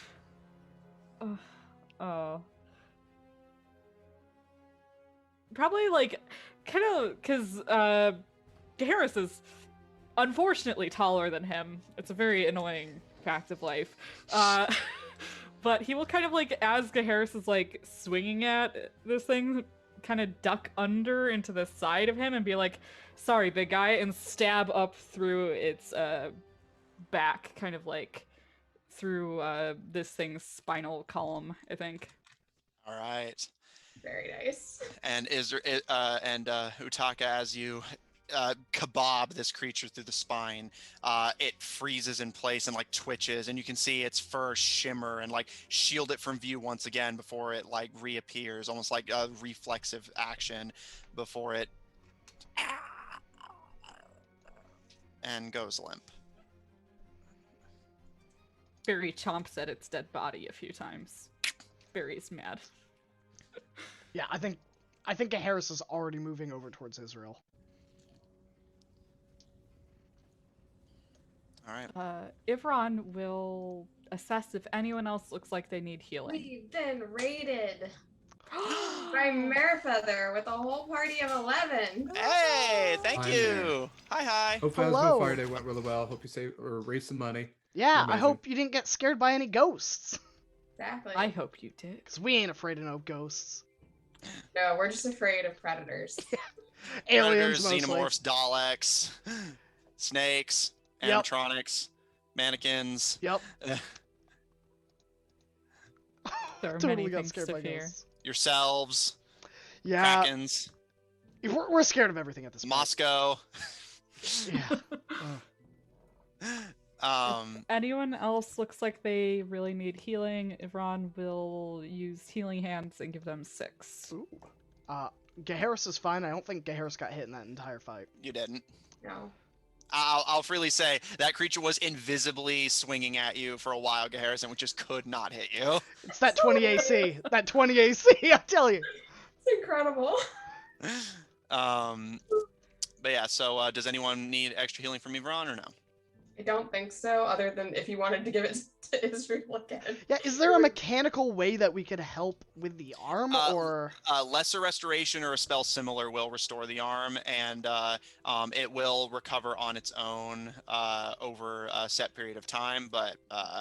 Okay. Once you Then- said it. Well, I you know, suppose- I heard that if you don't use your spell slots, you lose your spell slots. And considering I only have one spell slot left, I might as well use Lesser Restoration.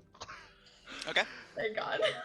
So Gaharis runs over, like, Mhm. I imagine it's like running to home plate in a baseball game. He, like, slides in full chainmail, and it's just like that grating sound of metal on metal as like it goes to a stop, and he's like, "Are you all right? I saw that you got slashed. Oh, that does not look good. And he will like raise a hand and gingerly press it to the injured arm, and immediately this like glow of golden light just radiates out from his palm. Yeah, so she's standing there stunned at this just sliding in motion. She's like, what is going on?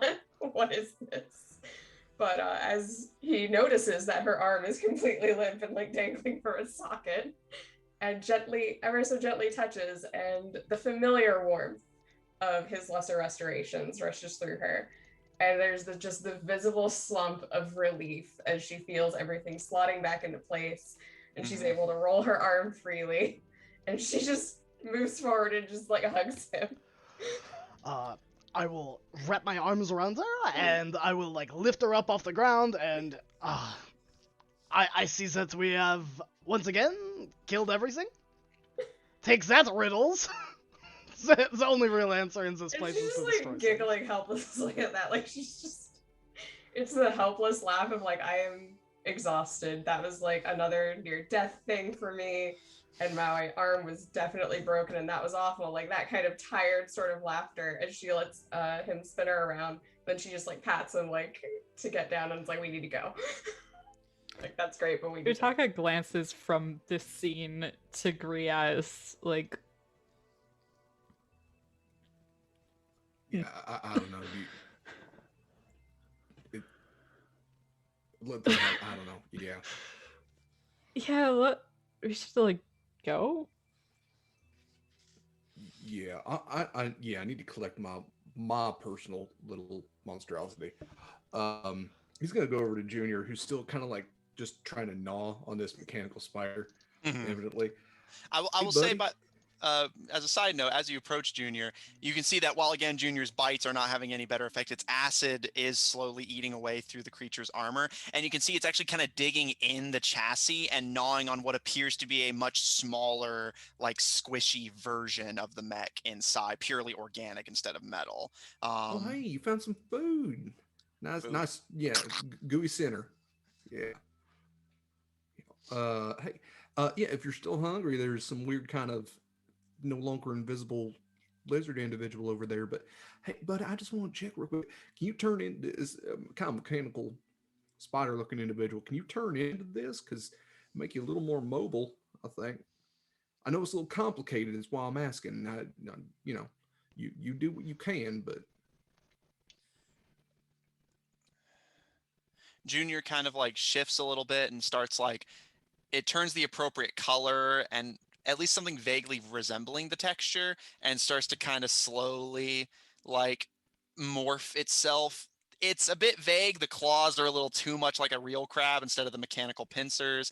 There's only 4 legs instead of 8, but it is slowly piecing itself together to be something resembling the mech. hey, that's Um, pretty good. I'm proud of you. We're gonna work on it, but hey, now you can kind of walk around and you look like something. Walk around, look like something. Mm-hmm. Yep. All right. Well, hey, I still got a flaming spear there if you want me to cook anything in the room.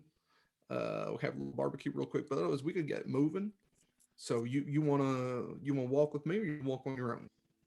Hmm. You see them kind of turn the mechanical head of the creature towards the dying lizard creature, and kind of looks back to you and looks to the lizard creature before slowly making its way over to it and digging into the flesh of the reptilian. It's unsettling that you said dying, not dead, but Yeah, that that is very it's a unsettling. nightmare for this thing. If it doesn't look like we would be in here for several minutes while things are being devoured and people are twirling and such. Junior eats relatively fast, but yeah, you estimate if Griaz lets them finish eating, then yeah, it'll probably at least be a couple Okay. minutes. I think if Ron would estimate that we're gathering our breath here for a few minutes, then he will do his inspiring speech All in right. preparation of this place that we're going in. I'm not going to make up his speech for him. You That's can't fine. make me. Once That's in, valid. once He's in a gonna great time, congratulate it us calls while for we're heroes. And who are we?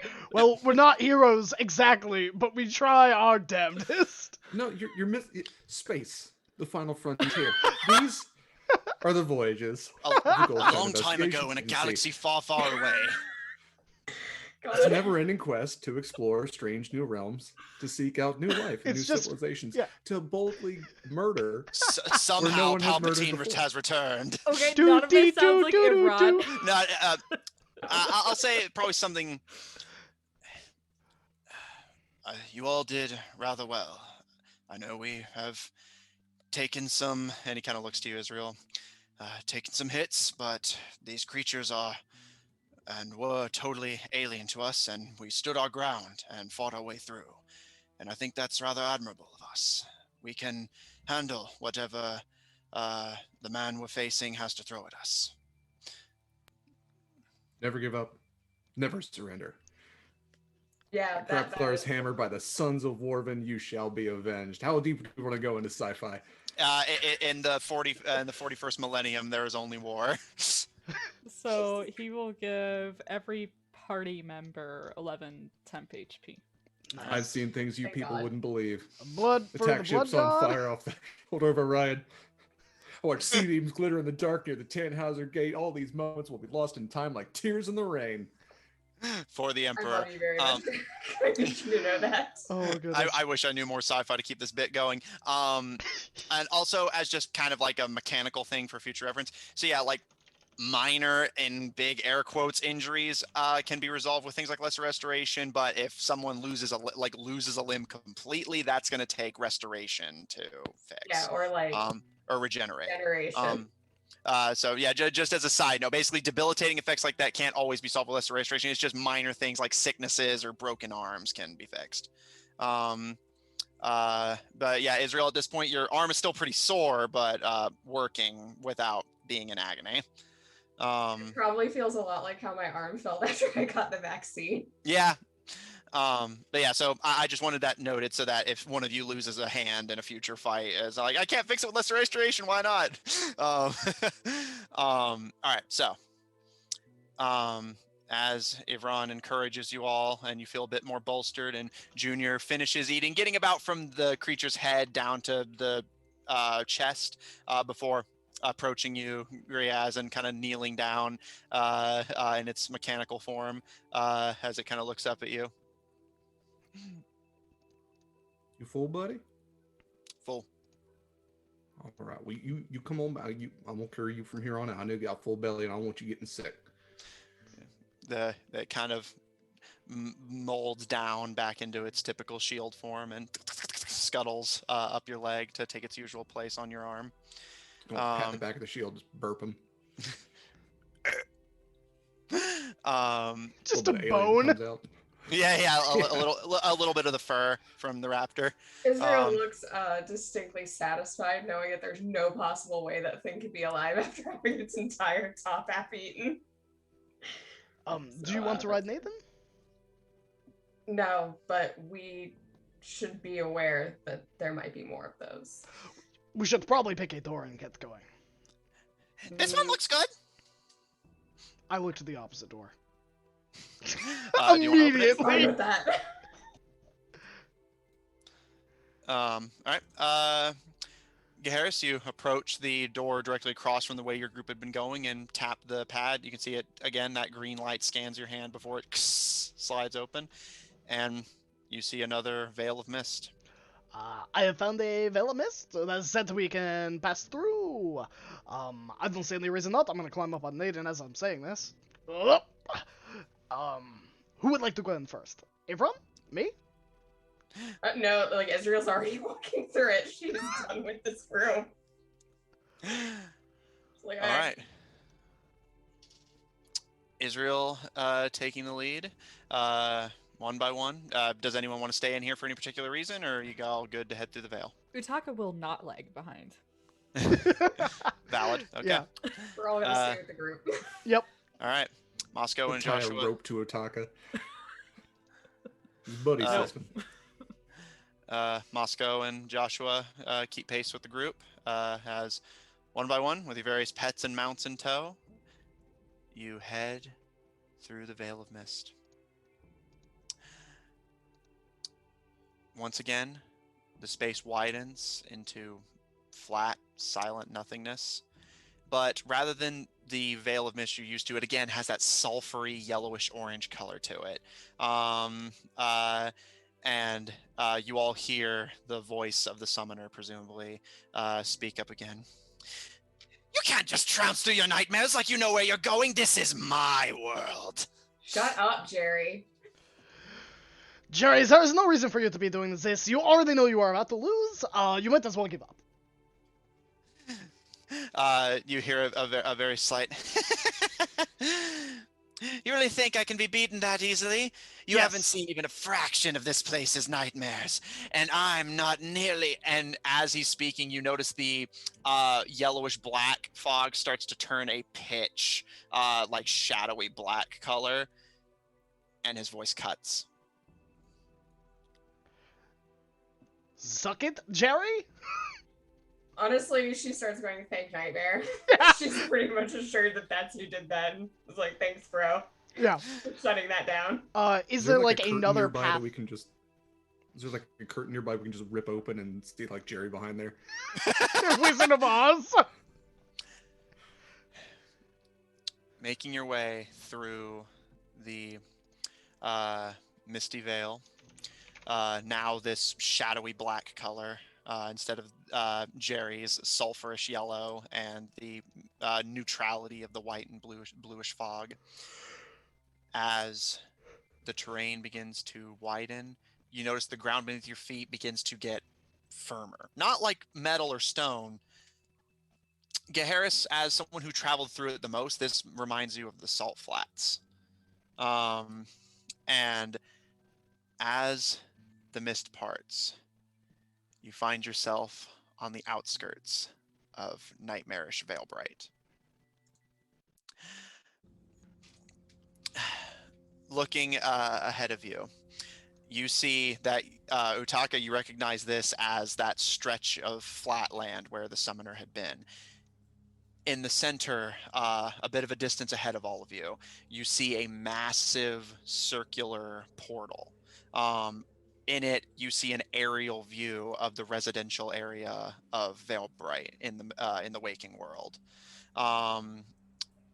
Nobody in this portaled Veilbright seems to be reacting, but you can see hunched over it is a incredibly unhealthily skinny, almost skeletal humanoid figure, which Utaka you recognize.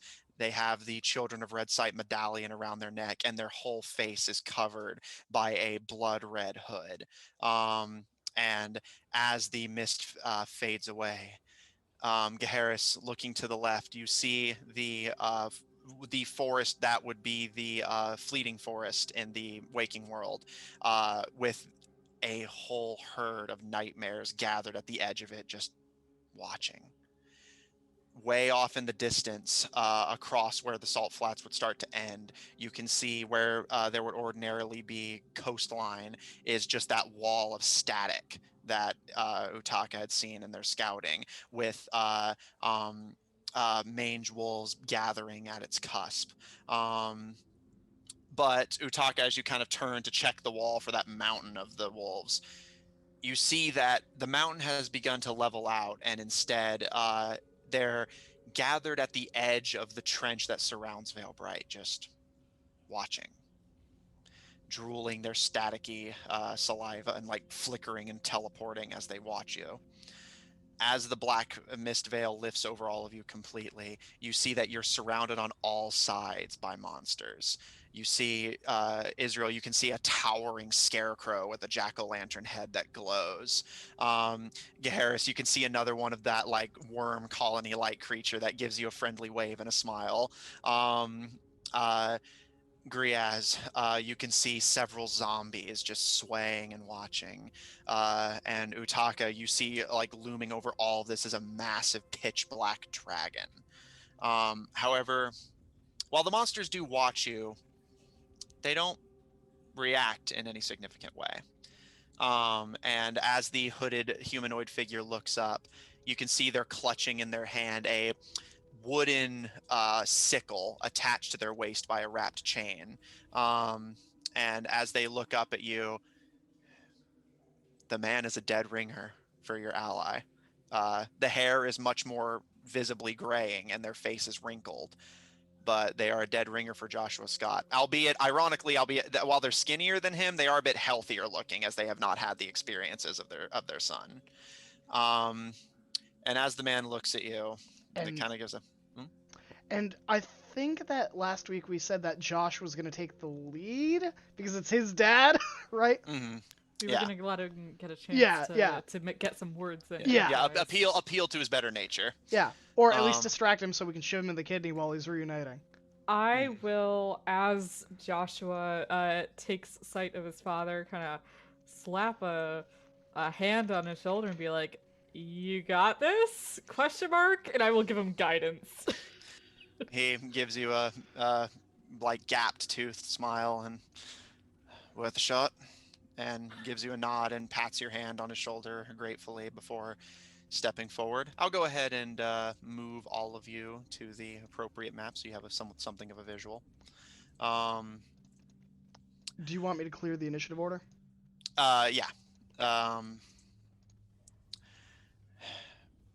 Joshua steps forward, and as he does so, Israel, you feel a slight pulling at your waist from Moscow, who points to the summoner as Joshua steps forward and slings his bow over his shoulder. That's one of my masks! One of your what? He points to the summoner. You can see like the hood that is encompassing their head. One of my masks. Then get it off him. And she's going to load her rifle and go, Joshua, that's not your father. He kind of Joshua suddenly like stops and kind of like looks at you like in genuine like concern and slight panic, but the summoner gives a wide smile and just like, rest assured, I am every bit the man you think I am, and so much more. Jerry? Tell it to the worms. And she's going to open fire.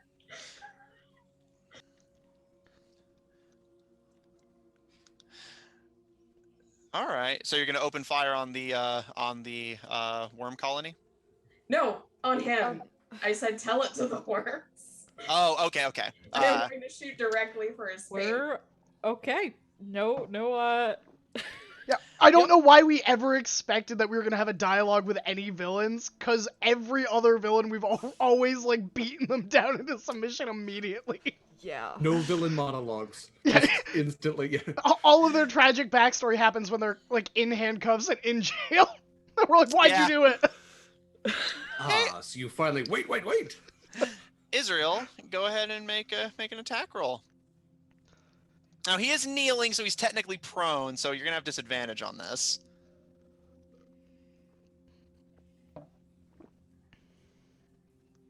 So wait, I do or I don't? No, like you have disadvantage because he's technically prone right now. Oh. While you're prone, melee attacks have advantage on you, but ranged attacks have disadvantage. So. Okay. Well, I don't think that attack is gonna hit, because that's an 8. All right.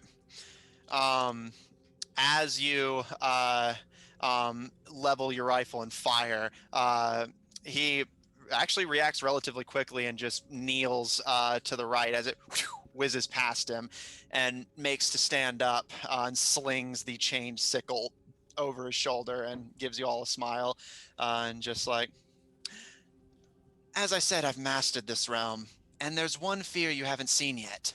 And as he pulls on the chain, you watch as he starts to get larger in size.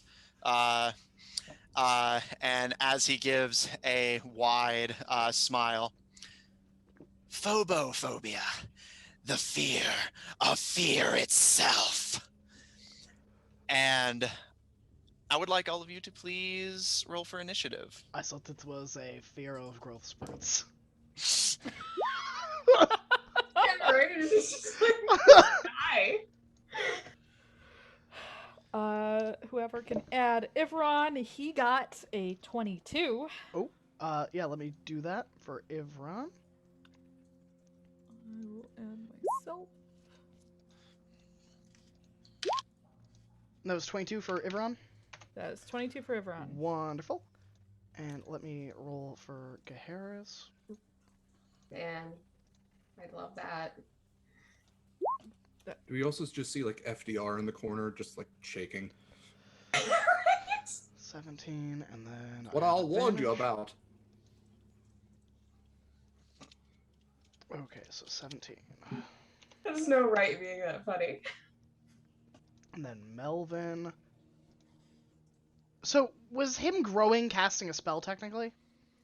No. Okay. He used an item. Oh. Or he just a nightmare man. Yes. He's I- scary, I- man. He's so the scary. Scary. He was a very scary man. Oh my god, He's so please. scary. Please do not do Big this in my scary ears. man. Oh no. Oh no. He's such a scary man. We've dealt with gnomes scarier than this guy. Clearly, they never had to engage with Papillon during dinner time. We've been in the Nightmare Realm like too long. We're just broken from it. Oh, scary. There's no, oh no, So there was nothing you can do to hurt me. We literally murdered ourselves just a little bit ago. Oh, space aliens. This is the worst. Insects. This is cursed. All right. Has everyone added their initiative? I think so. Okay. Go ahead and sort it, Garrus. However, one additional detail before people start taking their turns. Joshua turns on us. Am I correct? Is that it? It's Moscow turn on us. Joshua, Both, yeah. Joshua Senior clenches his fist around the chained sickle he now wields, this massive towering figure, and all of you, even you, Gaharis, this stretch of black smoke exits all of your mouths, and you watch as it begins to pool in front of the portal to Veilbright, and you see figures begin to take form. You see the greasy red head and colorful top hat of Louis Tenniel, who gives a wicked smile and pulls a knife from his belt. You see the monstrous insectoid cannibalistic form of Dr. Regina. You see the shimmering reptilian form of Francine shimmer into view. And finally, with a strum on the fiddle, you see the blonde-headed bard. What's his name? Ringo. Ringo. Oh, yeah.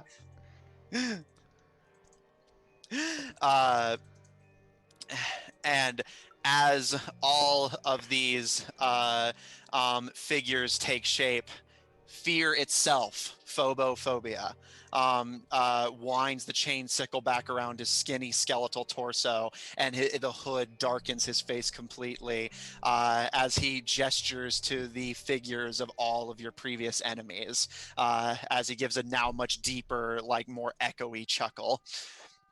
I suppose it's only fair that we even the numbers on this battlefield. Face your fears. And it's a little earlier than we were intending, but I think that is where we're going to end tonight's session. Ooh. Ooh.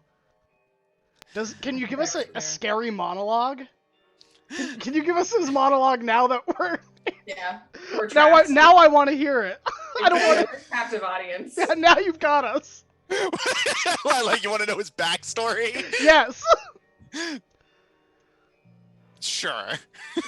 The audience demands that we hear this backstory. Okay. Even though none of them said it, I'm just interpreting for them. Sure. Okay. As the nightmarish version of Tenniel wipes a finger across his lips and licks them, and Francine vanishes from view once again. Regina claws into the salt flats as her pitch black spider-like eyes look at you, and the bard plucks on his instrument and gives a few experimental strums before nodding as Joshua Scott Sr. Looks down at all of you. And his son, now dwarfed metaphorically and literally by his father, looks up at the nightmarish figment and... Why? Our family has spent generations since your father fighting the children of Redside. Why join them? Joshua Sr., their face still shrouded by the hood, with one hand on the chained sickle, looks around at Nightmare. I wasn't the only one who had to face my fears, son. The children of Redside can't be stopped. But I see no reason that I can't hedge my bets for the winning side. You were afraid. You watch as the hulking figure looks down at his son and kind of hesitates for a moment. I was. Not anymore. I'm Fear's master now. And he slams the chained sickle onto the ground as it has these like unnatural movements, almost like a prehensile limb, as it slinks back to wrap around him, looking like the chains of a prisoner. I was constrained by my fear once, but no longer. Once I'm the master of this realm, and the nightmares have begun invading the waking world, only then, with the help of Nightmare, do we stand a chance against the children of Red Sight. Turn their resources against them. But to do that, I need to be Fear's master, and you're the only obstacles left. The monsters obey me now, as do the manges, and as do the nightmares. Garrus, you can hear the tea kettle like whinnies of just this herd of nightmares like Naden, and even Naden kind of perks his head up and looks up at the hulking figure and kind of tilts their head in curiosity. This is my world, and soon both will be. And they gesture to the portal to Veilbright. As you can see, some of the monsters like kind of looking at it curiously. Is this was your plan? Who was inside the person to trap us here? He kind of, you can see the very slight ghost of a smirk beneath the hood. I was trying to keep you out of the way.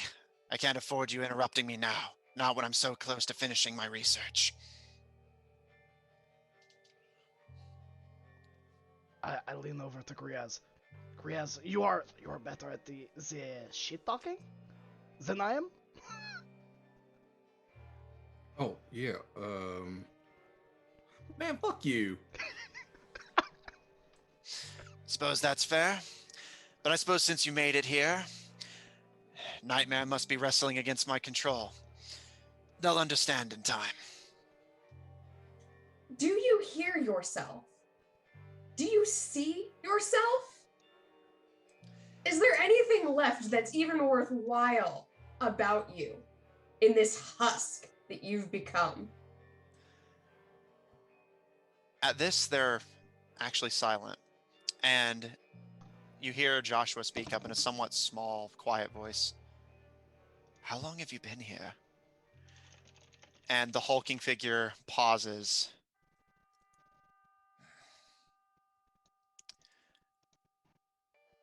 I came to help with their research long ago. They didn't see what I saw. And you never left. But perhaps because he's deranged, so her friends can hear it. He probably can't. I was afraid, but I'm not anymore. Can I insight check that? Is this guy just trying to delude himself? Make an Because I insight feel check. like a lust for power just equates to I'm so scared.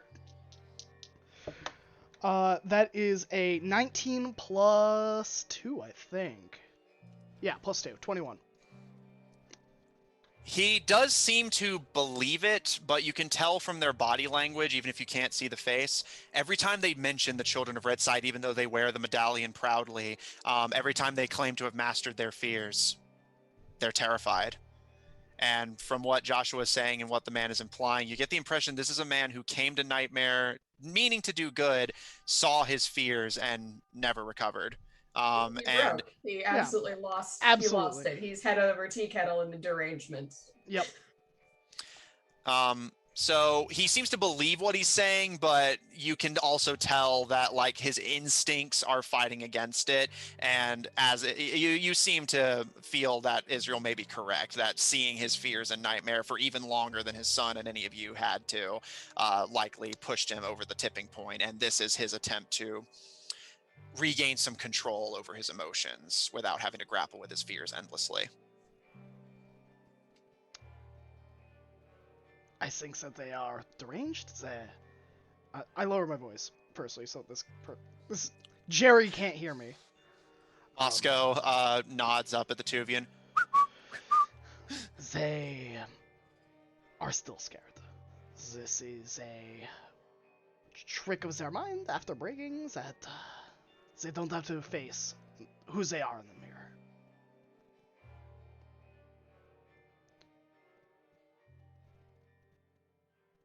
You're muted, Matt. Yeah, I got it. That's why I always keep Zoom open when I'm talking. Joshua begins to back up away from the portal towards all of you, passing by the monstrous nightmare creatures. And once they're a bit, still in front of all of you, but a bit closer, turn, and you can see they're not crying, but there is like a very slight mist to their face as they say nothing, but they just give you all a very solemn. Israel gives him a very sympathetic look and would pat him on the shoulder. As he rejoins the fold of the group properly, he gives a sigh. He looks to you, Gaharis. You saw what I saw, didn't you?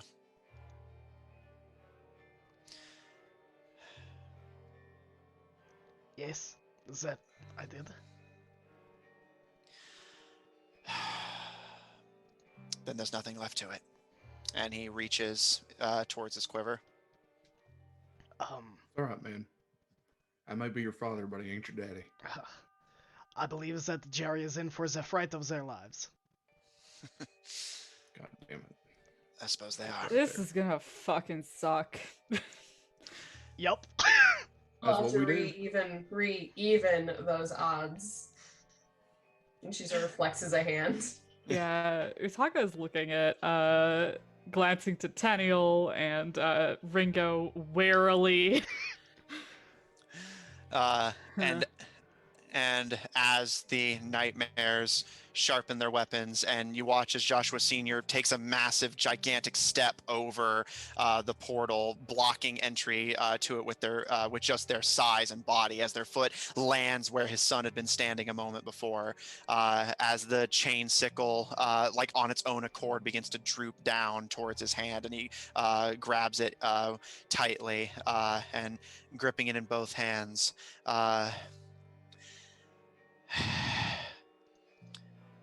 I will not be afraid again.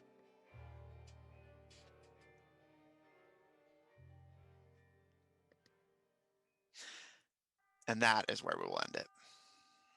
Wonderful. I'm so excited to beat up someone's dad, I guess. Deeply traumatized and Yeah, like, poor Josh, always locked in the worst places, and now they also have to put up with their family. yeah, and apparently it runs in the family. Yep. Oh gosh. All right. Well, I'll go last. Who wants to tell all our wonderful fans where they can find you? I usually go towards the end, so I guess I'll go. I was Matt, your DM. I played everyone who wasn't the party, who was fantastic, by the way. I got to play Joshua Scott, Nightmare.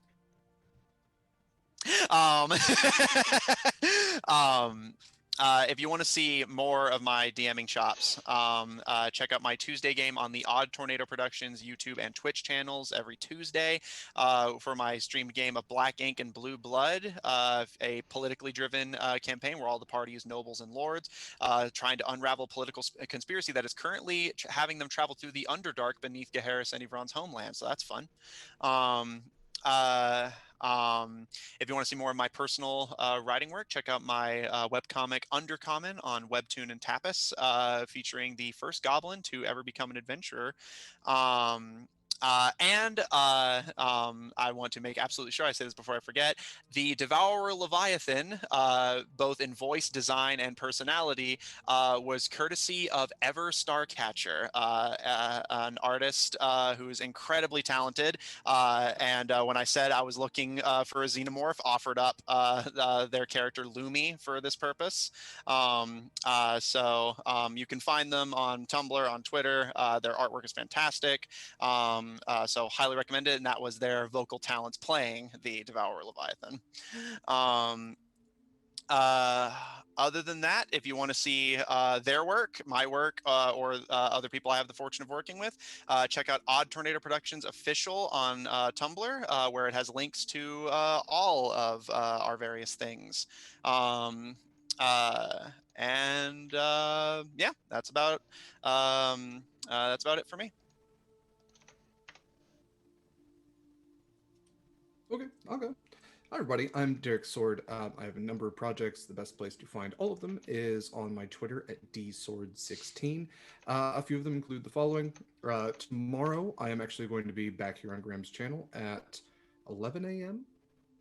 Eastern for a game of Ryutama, which is going to be DM'd, or GM'd rather, by Anik, and Graham will be in as well, and Kari, actually.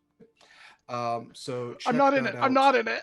You're not in I'm it? just Oh running shit, you were in tag. the chat. Yeah, okay. I'll be That's there right. watching you Okay. all from behind the veil. Kari will be there. Yeah, Graham's always there somewhere. But yeah, Game of Ryutama, if you're not familiar, it is kind of a cute, almost like anime manga style, like traveling adventure where death is also incredibly possible. So check that out tomorrow morning at 11 a.m. Eastern. Tomorrow evening, I'm going to be on Eva Sariad's channel where I am DMing Horizon's Call, an Oceanic campaign that will is an ongoing 12-week campaign. We're going to be taking 2 weeks off after this week, so check out for kind of a cliffhanger. I'm also on this channel every other Tuesday. We are skipping a week this coming for Shards of Anarion, where I play a Knoll Ranger named Verban. And I am also the host of the podcast Monster Crush. So if you enjoy smooching monsters and think that all monsters deserve a little bit of love, check that out wherever podcasts are found. I think that's it for me. Hi guys. Sorry for people tuning in. Yes, we are ending early today as we are missing a player and some people have to wake up early tomorrow. I am Pharaoh. I played Utaka today. My current projects include this wonderful game that I exist only to further.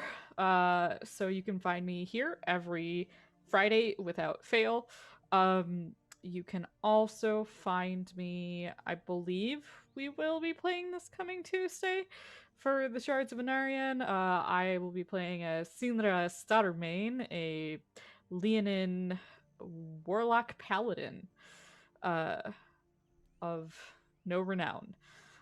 And you can find me also on Twitter, which we linked in the chat. And my other, I don't have any other streamed projects, but my current life project, I will be adopting a puppy tomorrow. So that's going to be exciting. So in future streams, I might have to leave once an hour. We'll see. uh, I will pass it off to Kari.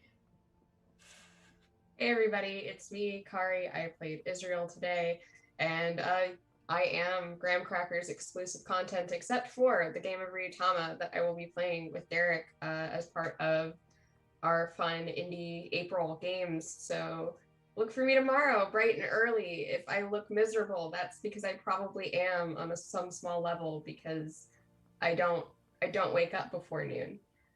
Spoiler alert: I am a night creature. But I suffer for all of you. I do this for you. So I want you to appreciate that. You'll also see me not this coming Tuesday, but the Tuesday after for that sweet, sweet Anarian's Rest game that alternates with Pharaoh's game there. So you can see me then, you can see me every Friday, and you'll see me sporadically throughout the month of April for various indie games when I remember when they are, which is usually only a few days before they're going to happen. So look out.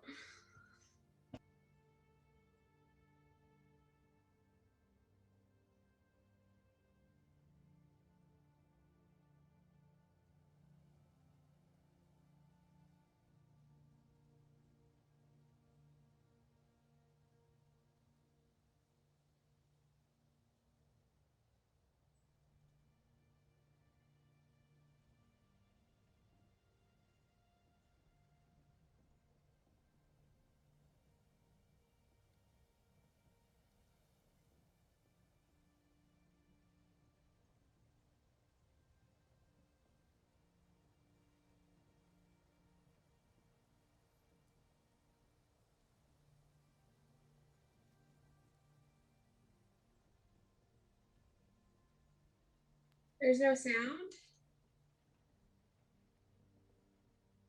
Ha! I knew it. I knew turning it off and muting myself was the wrong idea, and I did it anyways. Okay.